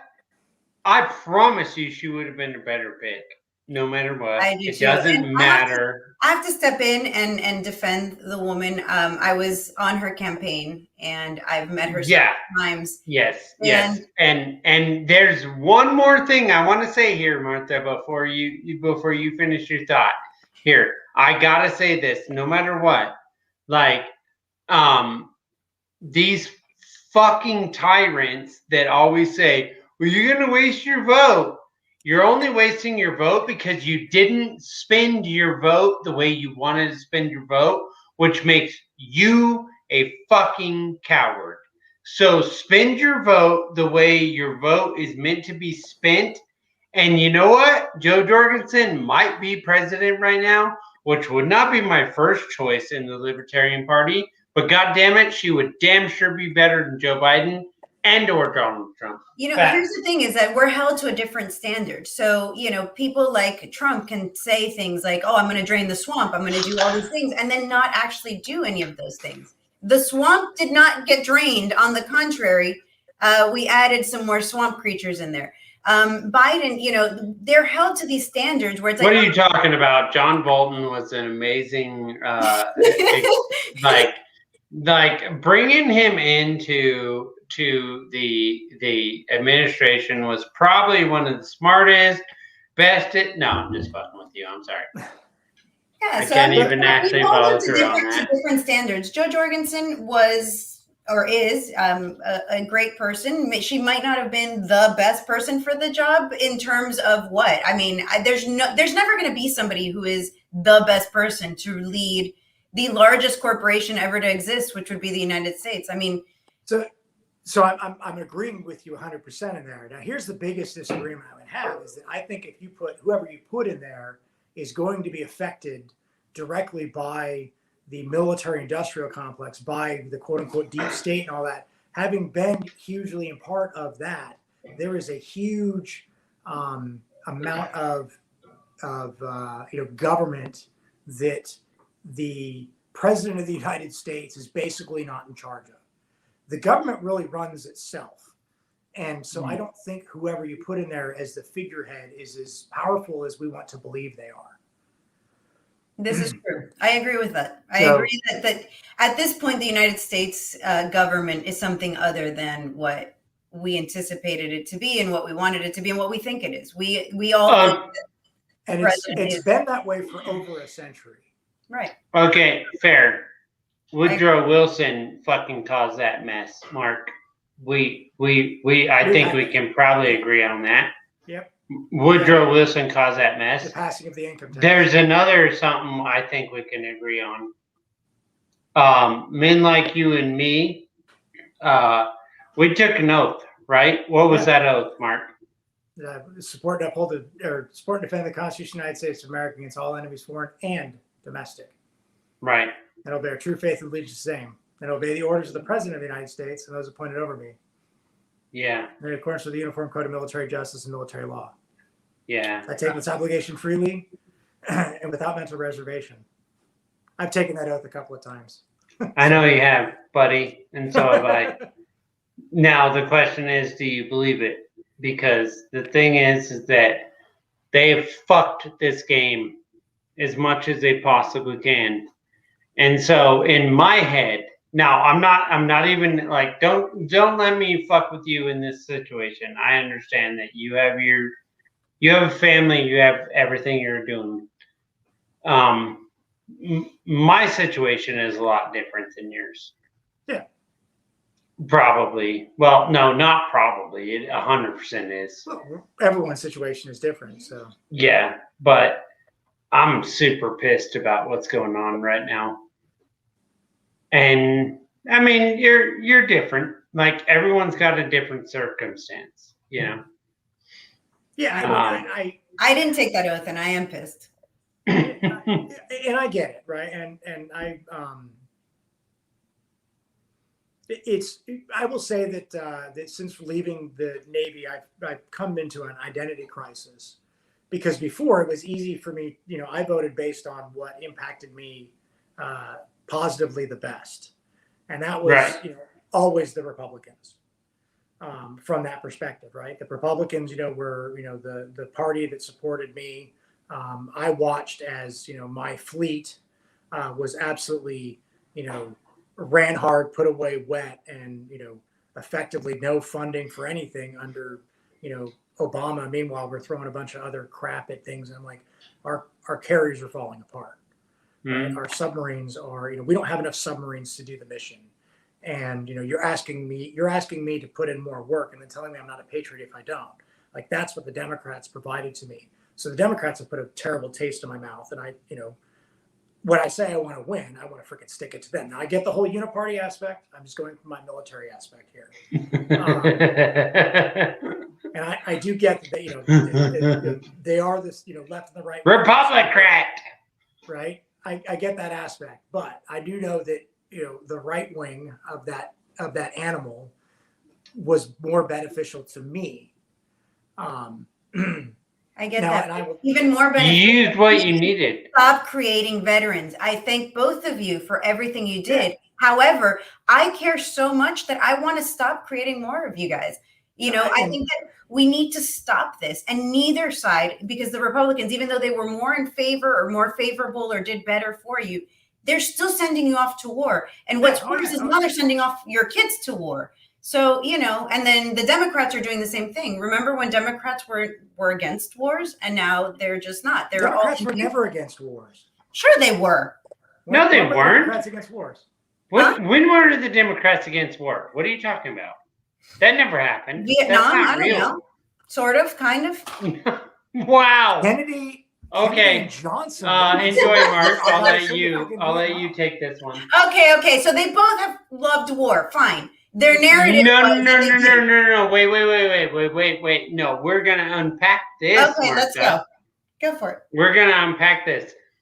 Democrats have never been against war, and we're not talking World War II. We're going all the way back. Yeah. Okay. World War I. Yes. Go ahead, Mark. Yeah, Spanish-American War. We freaking sank a freaking battleship. We sank our own battleship so that we could go to war. Oh yeah, that's the Democratic Party. The only time the Democrats are against war is when it hurts Republicans. Yeah. So again, I don't care about either of these. Do you know Republicans and Democrats in general? I just don't care. I care. No. I understand, but Martha, I got to ask you this. Yes. Do you know what the Lithuania is? What the what is? Lithuania. Like the country? No. The battleship. No. Lusitania. Sorry. Yeah. Lusitania. My apologies, Mark. Lusitania. Do you know what that is? No, I don't. Okay. Sister ship Mark, to the Titanic? Explain Lusitania as far as World War I goes. Yeah, Well, I go to the restroom while you guys discuss this because, Martha, you're about to get a very interesting history lesson that we're going to do our very best to do this in about 20 to 30 minutes so we can close this program off. But 2 hours worth of yes, but you're going to get a very quick lesson in shit that you have no idea about. Love it. And it's going to be fun. Yeah. All right. All right, go for it. The Lusitania was a transport ship that contained a bunch of, I don't know if it was civilians or troops on it at the time, but it was basically sank by our own government so that we would enter into World War II, or World War I. So we killed a bunch of people so that we could go into war. And it wasn't the first time.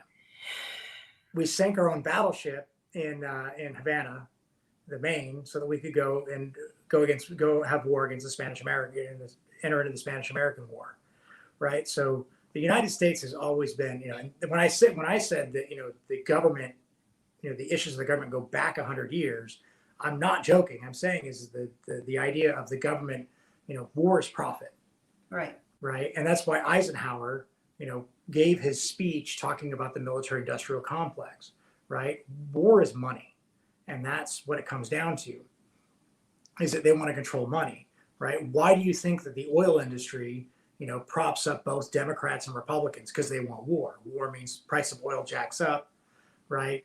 Things like that. Where exactly does the money from war, so war is money. Okay, why? Why would war be money? Which part exactly causes? It's the manufacture of arms. So you couldn't make that money in any other industry? It has to be dropping bombs and killing people? I mean, So in the ideal world, you can make that money anyway, right? Right. But you're talking, major senior executives that, oh, by the way, it's where most of the generals and admirals go to when they retire. So all these generals and admirals are now. So we're killing people just to enrich a few. An industry, basically. Yeah. I like how he didn't take off his. We're listening to the whole bathroom scene. He's a Marine. He's not done for his couth. Thanks for bringing us with you to the bathroom. He can't hear us. Yeah. So anyways, that was really interesting. Thanks for taking us to the bathroom with you. Did you fix her? Did you? We're just glad that everything came out okay, Austin. Is he? Stupid earpiece fucked up. My bad. I think the best part is he has no idea that we just listened to him pee. I know. Oh, I don't care about that. I knew you did. I told you, he's a Marine. He doesn't care. Dude, what the fuck do I care? Like, do you want to hear something interesting? Like, okay, so, I keep track. I don't know, Mark, if you keep track of like your service record and whatever, and like, in all honesty, I don't know what that's classified in your world or whatever. I don't have a lot of stuff a lot of my stuff is not all that classified. So.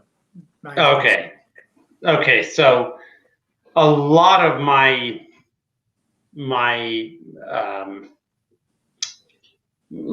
time was classified. Yeah. Like it was, that's just kind of the way that it works. They classify it and you don't even really know why a lot of times, because some of the times you look at it and you're like, well, I don't even understand. That was like, it doesn't even make sense. You know what I mean? But Congress, with all their brilliance, because they're the smartest people on planet Earth, they got elected to some nonsense job that doesn't mean dick. I can't get along right now, and so right now they just generally they do generally get along enough to say, well, this thing stays classified or that thing stays classified. Can we go back to the Civil War when, like, pre-Civil War, when like the House of Representatives were like, stabbing each other on the floor of Congress? Bro, we're in it. It would just work better. We're in it. We're like fucking 3 months before they're gonna start stabbing bitches.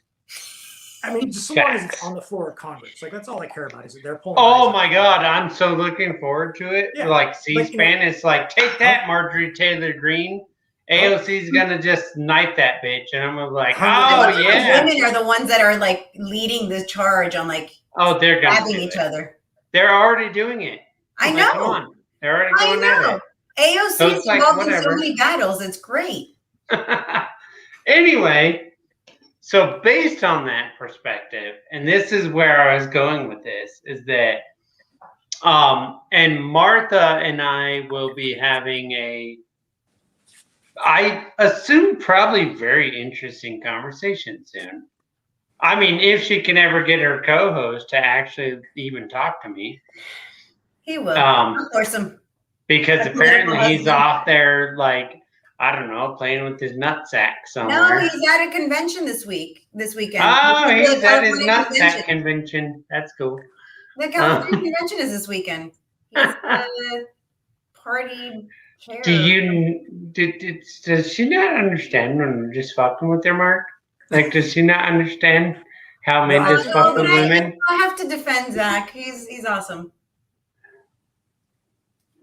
I know you're fucking with him, but he's awesome. I'm fucking with you, not him. He's not here. I can't fuck with him if he's not here. Anyway, my point being is that so when it comes to the regards of this nonsense and everything that's going on, it's like, look, man, I guess spoiler alert on this, Martha's gonna have the exclusive on this situation, but I'll give her a little piece that she can clip or whatever.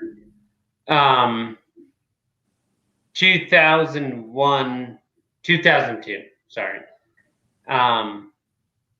There were 8 months that,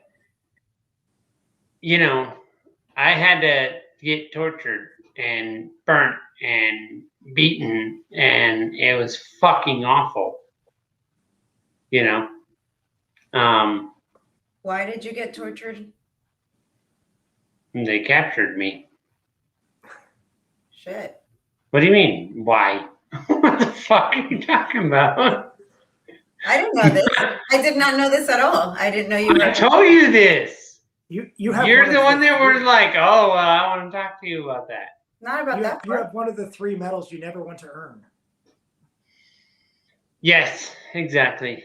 You probably have 2 of them. I don't think Martha knows what I'm talking about. But there are 3 medals that you don't want to earn in the military. And I have Medal of Honor, the Purple Heart, and the Prisoner of War Medal.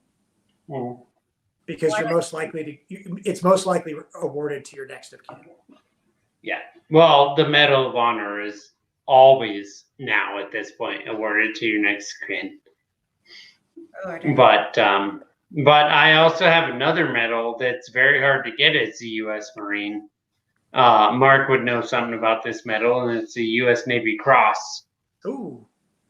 And as a U.S. Marine, that is a hard medal to the only medal accomplish. The only medal higher than that is the Medal of Honor. Yeah. And the U.S. Navy gave me one of those because they're obviously moronic. Yeah. Anyway, Martha, what the fuck do you think I was going to talk to you about? Like, what? No, I want to know. This is all the stuff I want to know. I just didn't know the details. Well, I'm not going to give... Okay, sure. We'll just do it on my show, I guess. I thought you wanted to do it on your show. No. We'll do it. No, because I need to make sure. I can't do it with Mark. Because no, and we don't need to get anybody in trouble either. We need to talk about. Yeah. Anyway, but the point is that a lot of my shit got declassified because Congress is so fucking retarded. They can't get their crap together, and so a lot of stuff that would have stayed classified, they decided like, oh, well, we can't even talk to each other long enough to go, Let's not do that. And it got declassified. So congratulations, you Would you idiots. want stuff declassified or not? I mean, wouldn't you want people to be able to know what's really going on? Because it seems to me that that's really the problem is we hear that we go off to war. So the only non-military person amongst you guys, what we hear is like, oh, well, we're off, killing the bad guys and we're keeping you safe. And so we're comforted by this idea. And then to know that that's not really what's going on, that's, yes, some people. You bring up a great point, Martha. That's very fascinating, and because when I think of classified material, because I'm my job in the Navy is very material oriented. So when I think about classifications, I think of in terms of numbers. In terms of this is the depth of this vessel, this is the top speed of that vessel. So those classified numbers, I'm like, I wouldn't want anyone to have that information. As far as campaigns, like I don't really care. Like Austin might have a completely different opinion here, but when I look at it, it's like, I don't want the Russians to know the depth of my submarines, the power rating of our reactors, because that gives a lot of information. The number of blades on the screw, it will actually tell the sound signature of our submarine, and that will compromise, the lives of people that are out there, running around, and, doing their jobs and all that. So I find that it's very interesting from my perspective because I look at it in terms of equipment, but you're bringing up in terms of what we're doing with that equipment. Right. And that there are some things that I think we probably shouldn't know because there are some, and it kind of gets into that more equipment type thing, or what are the capabilities of the Russians when it comes to cyber attacks, what cyber attacks are being done that are being thwarted. I don't know if the public is necessarily ready for how bad it is. Because you saw the panic over one minor cyber attack. Imagine if you figure out they're probably, attacking us continuously, and it's not just the Russians, it's the Iranians, it's the North Koreans, it's the Chinese, it's, fat guys named Jeff in their basement with freaking, Dorito dust all over their fingers and Mountain Dew, right? I mean, there are tons and tons of people that are out there that are trying to thwart the United States government on all aspects. And how much I don't of know that if is the because public we've earned it? A lot. Yeah. I mean, I almost feel like the United States, we sit here, we're like, oh my God, all these guys are attacking us. I don't know why they are. They just really like to hate us because of our freedoms. And meanwhile, we're like the mean guy that's, going around and like tripping people and doing so. Like we cause people to just really not like us, and it has nothing to do with our freedoms. So one of the things that's fascinating when you talk about that is how much specifically Europe relies on the United States military. Europe without us would basically be Russia, which is really weird. Not basically. They would be. It would be. Yeah, I mean, like the fact is that we have thousands, tens of thousands of troops over in Europe right now, right? Ever since World War II. I remember the argument that I heard, and right, wrong, or different about the Iraq War, right? I'm just saying that we were over there and people say, well, we've been here too long. And I'm sitting here going, we invaded a Muslim country and expected to be out of there in a few months, right? That was the expectation. The last roadside bomb in Germany went off in 1955 from World War II. October 13th at 2:41 p.m. Just, we understand the German culture pretty well. I read. And you think about, from the perspective of, and this is the tactical warfare, mindset that Austin and I are exposed to, where we go, oh my God, if you're going into war, it's a decade at a minimum. And we're 2 decades. The people that are making the decisions to do these are morons. And they're going into this going, well, we'll be in there in 3 months. Well, you're full of crap. But frankly, when you look at it from the perspective of if you're Raytheon, if you're Northrop Grumman, and you go in there and you're blowing up all these, dropping all these bombs and killing, destroying all these, selling equipment to the government so it can effectively destroy it, because that's what munitions are, right? You have the infinite cash cow. And so you want to consume your, weaponry. And I'll say this, I know that you. There's no incentive to end it either. There's never going to be an incentive. It's just So I know that, you may not have cared for Donald Trump, but I know that when I drove to work every day, when I worked at the shipyard, when I was still in the Navy, and I could drive past my view as I crossed the bridge, I could count the aircraft carriers in port in Norfolk as I drove into work every morning. Under Barack Obama, a rare sight was 2. Normally it was 1 or 0. Under Donald Trump, the moment he took office, a rare sight was less than 3. It was typically 3 or 4 at all times, meaning that we were spending less of our time. How many do we have total? We have 11. So my goal would be to elect somebody who gets all 11 in that port. We don't really. Well, I mean, rephrase that. There's 11 total. They're split between ports. Okay, well, whatever. You know what I mean? That was, why not aim, instead of just be happy that we have a guy that dropped a little bit less bombs, just a little less. Why not, actually try and solve the problem that we're in? I think that's the difference between what a Republican is, in that sense of like, oh, well, at least he's better than, we can be better than whatever. I just want to end it. Now, when you have to look at also missions too, right? The Navy has a very different mission profile compared to, say, the Army and the Marines. Part of what the Navy does is keeping shipping lanes open. So the Navy is almost in a very transportation oriented role. So part of it is making sure that, when Somali pirates hijack, people on a freaking container ship, that we're going to go freaking take snipers out there and kill people on a fantail on freaking Easter Sunday. I'm the sniper, Mark. Yeah. Just so you know. Well, Navy SEAL in this case, but no, it's not. That's not true. And I can back that up with records. It's not a Navy SEAL. It's a Marine that they stick on that fucking boat because, Marine Corps snipers are better than Navy. Suck it, Mark. you check the little rivalry there. But, so when, I look at the mission now, I would prefer that we're not, launching aircraft and dropping bombs on places.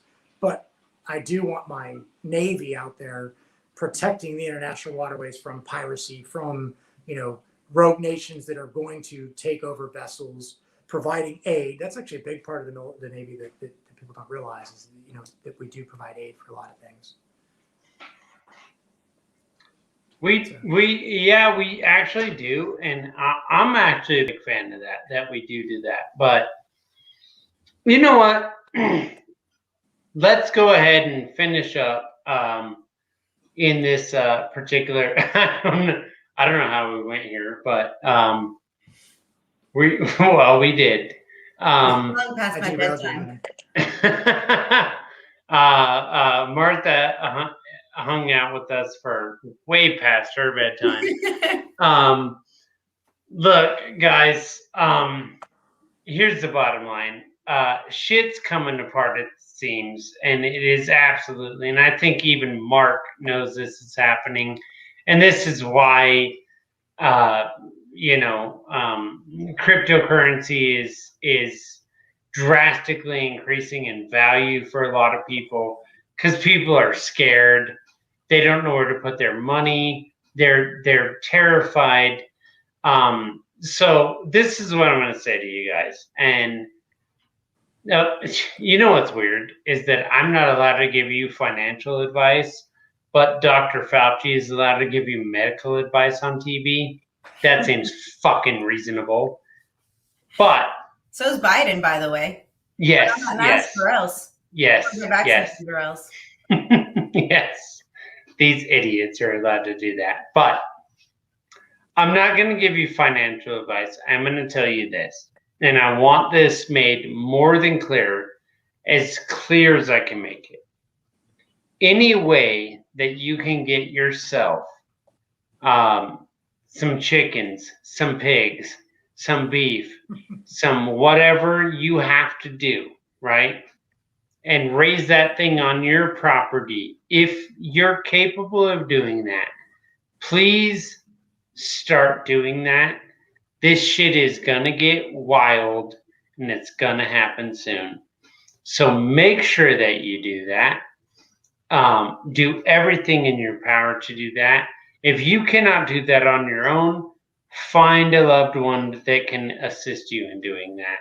And you guys start to get that thing done.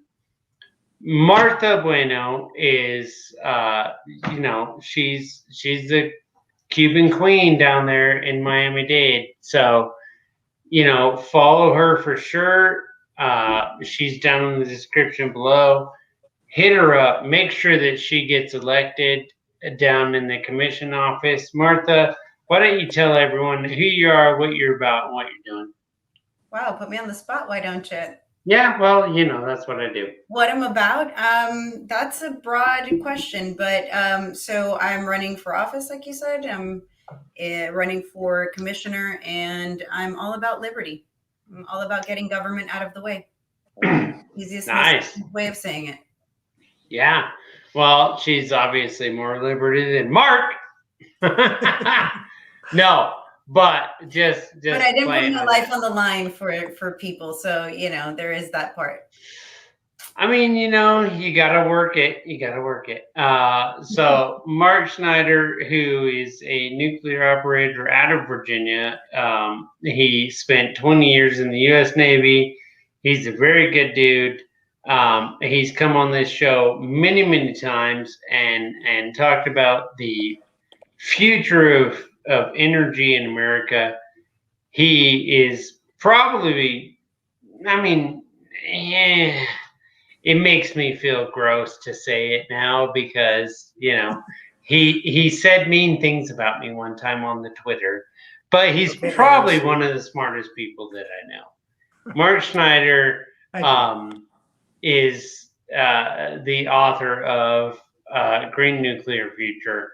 Mark, tell people where they can reach you, how to follow you, and how to help you educate people on the nuclear future that is required for us to not fucking just fall apart. So you can find me on Twitter. It's at subschneider because I served on submarines. So my last name, which is on here. The other thing is that if you Google my name and nuclear and YouTube, there's a bunch of YouTube videos of me talking about nuclear. And you do have to filter through the other nuclear Mark Schneider, who is the bomb guy. There's literally a guy named Mark Schneider who's an expert in nuclear weapons. I'm more the expert on the energy side. So I've definitely gotten confused with that. And he's an older, boomer guy, which is very entertaining. You're a boomer too, so it's fine. Thanks, Austin. But no, yeah. I have my DMs open for a reason. At me on, if you've got if you're getting an argument about nuclear energy and, you get stumped on something or you think you need some backup, just, whatever your thing is, just put, at me on Twitter and, I'll reply in. And if you got it, I'm just going to say, you're good. And that's my favorite thing is the people that have listened and learned and they've become educated in this. The biggest accomplishment I've had is the number of people that they'll at me in some argument and saying, hey, how, do I have this right? I'm like, keep going. You don't need my help. And so I appreciate all the people that have educated themselves and made this an enjoyable experience. So thank you. Nice. That's perfect. Mark is obviously findable. I've got everything in the description below for both Martha and Mark, obviously, so you can hit them up. Martha has a awesome a podcast that she does. It is in Spanish, but again, I will state that you guys can check that out. Microsoft. Shit, fuck, I lost it. Translate? Yeah, Microsoft Translate. That's right there. You guys hit that up. You've got a 15-second delay or whatever, but you're able to understand what they're talking about because, apparently she just does everything in Spanish. Mark doesn't have a podcast because Mark is a boomer. So he's a Republican. Every libertarian has a podcast at this point. Well, that's true. He is a Republican, and he'll have one soon enough. He's going to have a nuclear podcast as soon as he becomes a libertarian.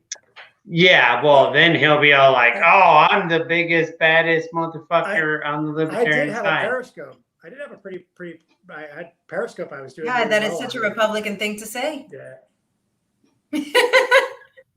I mean, I agree with that. It was easy. All right. Peace, homies. Bye.